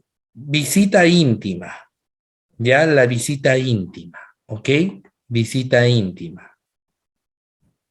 Claro, la legalidad, ¿se considera que necesita prueba nueva? Puede ser, ya. Hay algunos que me están preguntando, ¿por qué profesor nos has dicho todo bien? Lo que pasa es que hace un poquito en la clase, no sé si ustedes han sentido, pero ha habido un pequeño movimiento telúrico, ¿no? Un pequeño sismo, entiendo yo, por el cambio de clima y todo eso que está sucediendo. Por eso les he dicho todo bien, ¿ya? Muy bien, pero creo que ustedes ni lo han sentido, ¿no? Vamos a ver luego dónde ha sido el epicentro. Por eso les he preguntado, pero creo que todos ustedes han estado ok, no han sentido el pequeño movimiento telúrico que hubo. ¿Ya? Así han sentido.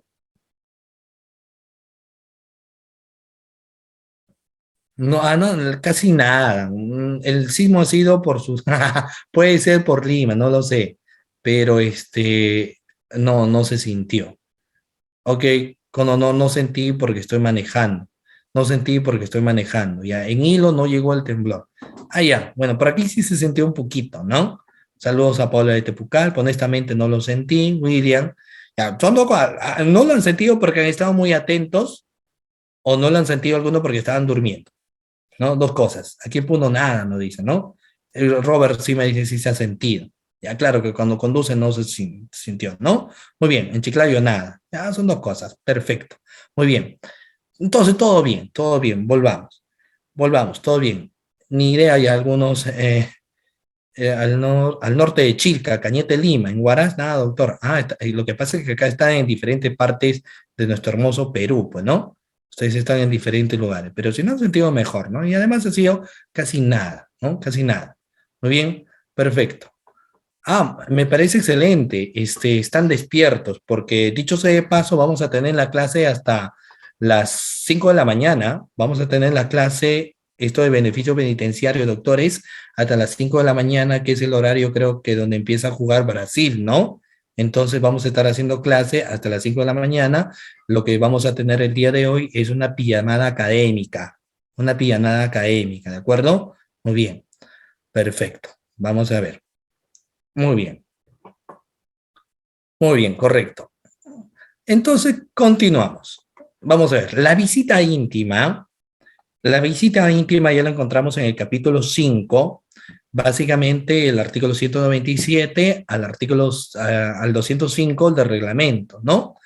Acá nos da la siguiente pauta. La visita íntima, pues, constituye un beneficio al que pueden acceder las personas privadas de libertad, procesadas o sentenciadas. Es decir, acá hablamos también de que esto sí puede tener un beneficio de quien, por ejemplo, se encuentra con una resolución declarada fundada de prisión preventiva. Sí podría acceder, ¿de acuerdo? Y con más razón se entiende de quienes vienen a ser sentenciados, ¿no? Entonces, que tengan condición, fíjense ustedes, porque el artículo 197 nos señala, bien puede ser casado o bien puede ser conviviente, cualquiera de los dos. Bien eres casado o bien eres conviviente, ¿de acuerdo? Y la administración penitenciaria calificará la situación de convivencia de los internos que no siendo casados tienen relaciones efectivamente permanentes. Ahora, obviamente lo que ellos tienen que tener en cuenta de que quien va a venir tiene que ser su esposa, su conviviente, su enamorada no incluye, su amiga con derechos tampoco. Entonces solamente ingresan lo que vienen a ser casados o convivientes, nadie más. ¿De acuerdo? Muy bien. ¿Quién concede la visita íntima? La visita íntima le concede el director del establecimiento penitenciario al interno, pero eso sí, el interno tiene que, no, tampoco el sugar daddy, la mamar daddy, el baby daddy y todo ello, no, simplemente esposa y conviviente, nadie más, por favor, ¿de acuerdo? Entonces, si ya tiene su patrocinado, le dicen, no, si es tu esposa y tu esposo puede venir, no, solamente ellos. Ahora vamos a ver, ¿quién concede? Bueno, si tiene dos convivientes, al estilo de Luchito, de al fondo hay sitio, bueno, eso va a ser un problema, un dolor de cabeza, habría que ver también cada caso en concreto, pero todo es posible finalmente, ¿no? Entiendo que ya la convivencia habría que ver y tendríamos que ver con quién ha sido la última pareja con la cual ha convivido, ¿de acuerdo? Ahora, Berta me dice, pobre de los solteros. Bueno, así es la vida, ¿no? Si está solo, debe ser por algo también. Hago una mea crítica, quizás el carácter no está siendo bueno. Hay que analizar. Pero, en fin, lo que nos señala aquí es que la visita íntima nos dice claramente de que tiene que ser conviviente o casado. ¿Ante quién? En el caso de que sea extranjero musulmán, bien creativos ustedes son con sus preguntas. Bien creativos son. Muy bien, vamos a ver. La visita íntima le concede el director del establecimiento penitenciario, el interno, pero que cumpla, doctores, los siguientes requisitos. ¿Ok? Que cumpla los siguientes requisitos. ¿Cuáles vienen a ser? Uno, solicitud al director del establecimiento penitenciario indicando los datos de identidad de su pareja. Dato de identidad, obviamente, nada de apodos, nada de sobrenombres, ni nada por el estilo. Nombre completo, ¿de acuerdo? Copia simple de la partida del patrimonio, del matrimonio civil o religioso o cualquier otro documento que acredite relación de convivencia, nos dice. ¿De acuerdo? Luego, importante, informe médico que certifique que el interno no adolece de enfermedad de transmisión sexual. Mejor no les cuento varios casos. Se han dado muchas situaciones, mira, les comento, donde han solicitado visita íntima, entonces hay que cumplir obviamente con lo que viene a ser todo lo que exige el establecimiento penitenciario respecto a los requisitos para la visita íntima. Y uno de ellos es de que el interno no tenga ningún tipo de enfermedad. Y adivinen qué crees que lo que sucedía. El interno, que supuestamente era fiel, tenía enfermedad de transmisión sexual y la esposa nunca lo tenía, ¿no? Entonces, obviamente en esa situación ya no se puede, ¿ya? Muy bien. Luego nos dice informe que certifica el interno adolece de enfermedad de transmisión sexual, certificado médico de fecha reciente expedida por el área de salud, en el que se indique que él o la cónyuge conviviente no adolece de enfermedad de transmisión sexual. ¿De acuerdo? Muy bien. ¿Qué más? El director, en ese sentido, remitirá solicitud al interno del órgano técnico de tratamiento para su evaluación y verificación en un plazo no mayor de 10 días. Con su opinión, el director resolverá lo solicitado siempre por un plazo mayor de 3 días, ¿de acuerdo? Muy bien. Si la solicitud, igual que en el anterior caso, fuera declarada improcedente, el interno podrá interponer recurso de apelación que será resuelto por el Consejo Técnico Penitenciario en un plazo no mayor de 5 días hábiles. La Administración Penitenciaria de Doctores difundirá y promoverá la paternidad y maternidad, eso sí, responsables, planificación, así como programa de planificación familiar que se les va a dar también a los internos. Ya ha tenido varios casos donde el interno desesperado porque dice, ya estoy privado de mi libertad, entonces mi esposa ahora seguro se va a ir con otro. Entonces mejor quiero una visita íntima y quiero procrear una familia. De esta manera para que le ato a mí. Entonces, no. El establecimiento penitenciario también tiene que cultivar el hecho de que esto se trata de una planificación. ¿De acuerdo? De una planificación. Hay que tener en cuenta ese aspecto también, y eso lo señala el artículo 199 del Código, del Código de Ejecución Penal, ¿no? Obviamente, la visita íntima pues se realiza en un ambiente adecuado y con la privacidad necesaria, ¿de acuerdo? Con la privacidad necesaria y ambiente adecuado, solamente te dice eso, ¿no? O sea, no es que, bueno, en fin, no ingresamos en detalles. La visita íntima, sin embargo, puede ser también suspendida, ¿no? Suspendida, pero en los siguientes casos. Por ejemplo, por haber adquirido una enfermedad de transmisión sexual hasta que el interno o el interno a su pareja se recupere. Depende que, obviamente, no hay ambiente adecuado, apenas te ponen unas cortinas, no dice el doctor Osvaldo, no sabemos, ¿no? Sí, es bueno, que algunos piden con luces LED, con ambientes adecuados,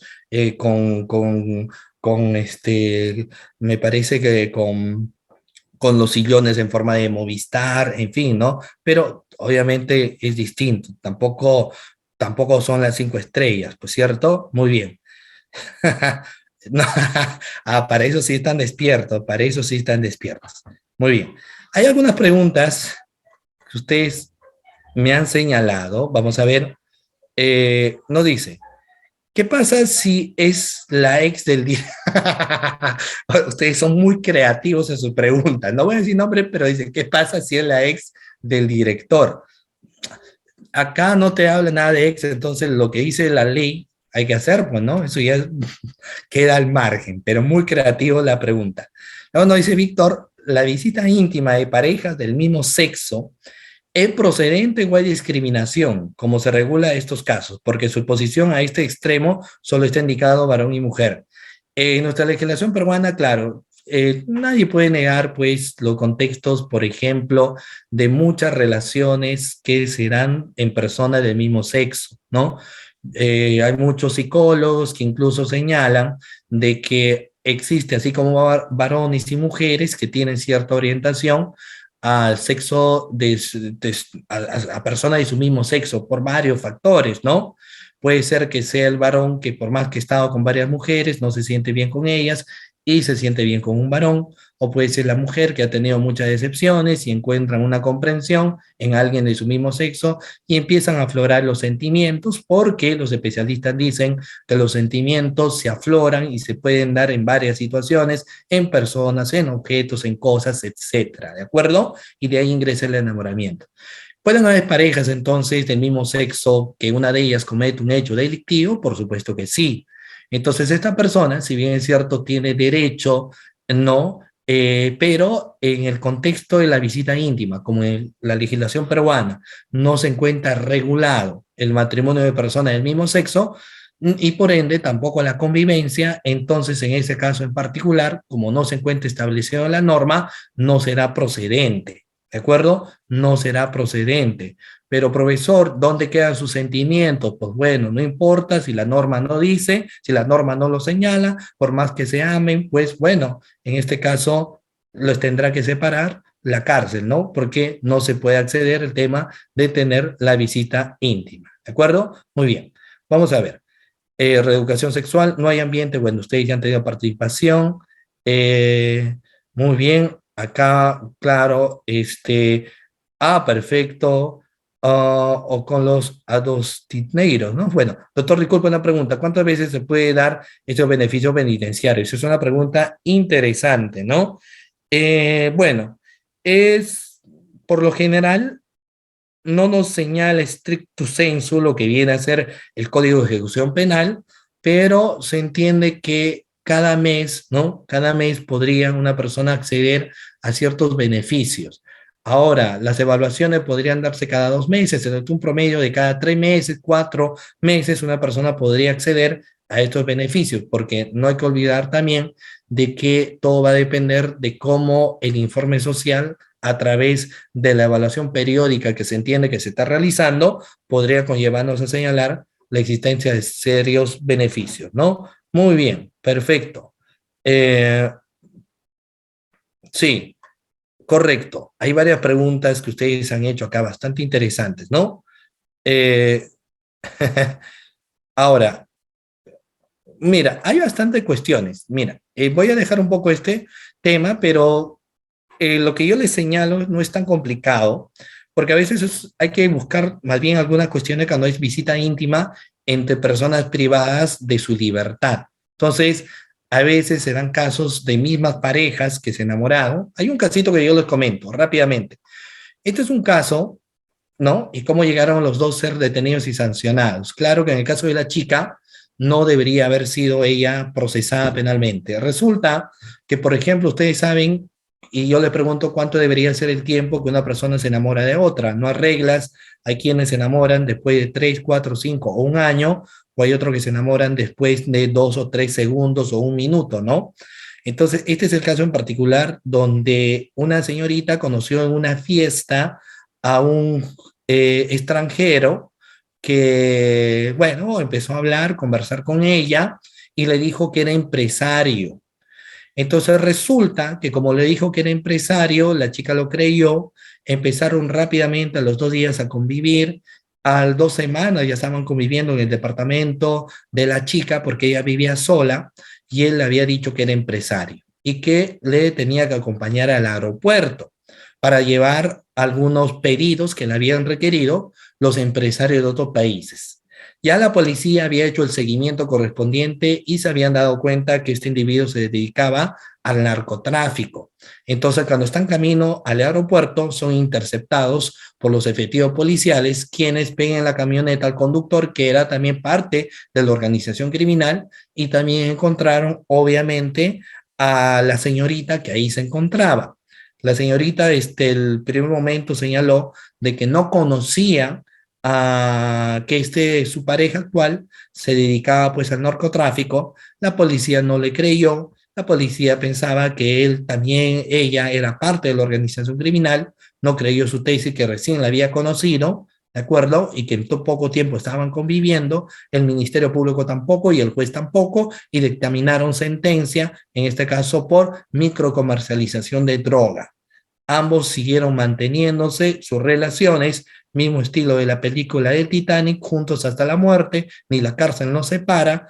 Entonces, se vio también el caso donde se dijo, ¿y qué hacemos con la visita íntima entre personas privadas de su libertad? ¿No?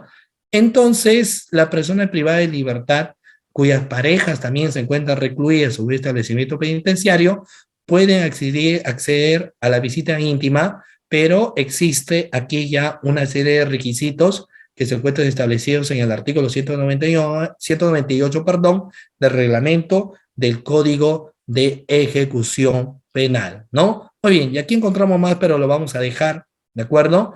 Y vamos a ver otros beneficios rápidamente, como el caso de redención de la pena por el trabajo o educación.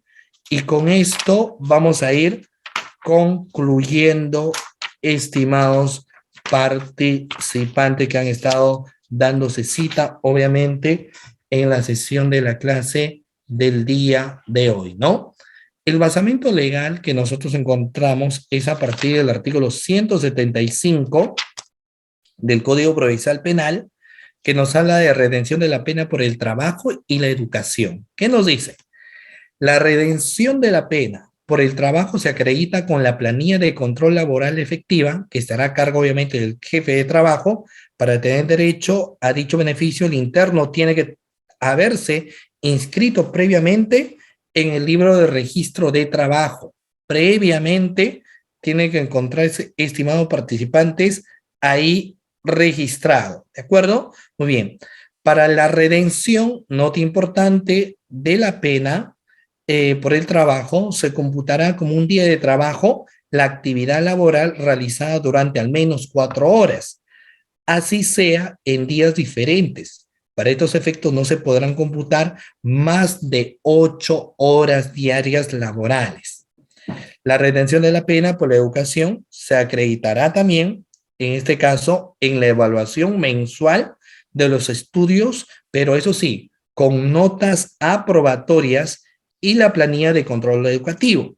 El informe trimestral será agregado al expediente personal del interno para tener derecho a dicho beneficio. El interno tiene que haberse inscrito previamente en el registro de educación, estimados participantes. Asimismo, el cómputo de la redención de la pena por trabajo o educación comprende el del primer al último día en que el interno haya realizado una de sus actividades. El trabajo o estudio no se llevará a cabo domingos y feriados. Entonces, doctores, esta es una forma también en las cuales vamos a aplicar cuestiones de redención por trabajo. ¿De acuerdo? Muy bien. Ahora, obviamente también tenemos las cuestiones de la conversión, ¿no? De penas en ejecución. Existe pena no mayores de 6 años, existe un procedimiento especial y existe una pena alternativa. Casos en los que se prioriza mayores de 65 años, madres con hijos y mujeres gestantes, ¿ya? ¿En qué caso no procede la conversión? Porque yo he dicho también que estas cuestiones no siempre procede, solamente en algunas circunstancias. Entonces, el decreto legislativo número 1300 y el decreto de urgencia número 008-2020 señala, por ejemplo, los condenados por delitos tipificados en los artículos del Código Penal, y ahí vemos toda una gama de delitos, también condenados por delitos tipificados en el decreto legislativo 25475, cuestiones de terrorismo, y en condenados por delitos de organización criminal. ¿De acuerdo? Muy bien, doctores.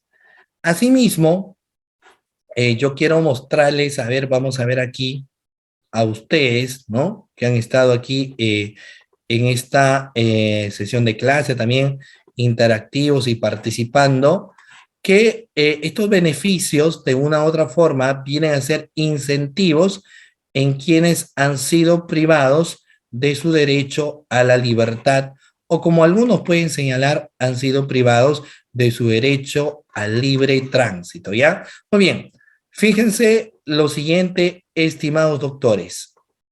Miren, les voy a pasar lo siguiente. ¿Pueden visualizar este material, doctores? ¿Me confirman, por favor?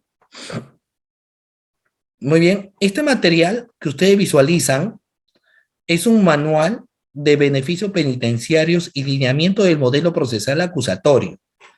Yo les voy a remitir a través del doctor Reader, de acuerdo, que son un total, prácticamente un libro. Y aquí van a encontrar los beneficios penitenciarios, el permiso de salida, la visita íntima, la redención de la pena por el trabajo, la semilibertad, la liberación, los requisitos especiales, el trámite de semilibertad, la liberación, los beneficios, la jurisprudencia también del Tribunal Constitucional respecto a este tema. Todo ese material yo lo voy a entregar a través de lo que viene a ser el doctor Reader, a efecto de que ustedes también lo tengan como material de lectura. Entiendo que ustedes tienen un grupo de WhatsApp también, entonces perfecto, ¿ya? Muy bien. Entonces, doctores, como diría la canción, nada dura para siempre, todo tiene su final. Hemos llegado a la parte final de la sesión de la clase del día de hoy. Yo quiero agradecerles a cada uno de ustedes que han estado presentes en esta sesión de clase, a quienes han hecho sus preguntas a través del chat, hay quienes han estado ahí también interactuando juntamente conmigo. Yo sé que las despedidas son tristes, pero así es, nada dura para siempre. Sin embargo, yo les invito a ustedes que este sábado vamos a tener una clase con mi persona a partir de las 9 de la noche, doctores. Vamos a tener una clase a partir de las 9 de la noche, muy importante ya a nivel de lo que vienen a ser, por ejemplo, las técnicas de litigación. Ustedes lo van a ver todo ya a través de la página de Udiápolis y yo pues espero verlos en ese importante curso que se va a llevar a cabo también. Muy bien, sin más que decir, les agradezco muchísimo, cuídense y Dios mediante pues espero verlos en una próxima oportunidad.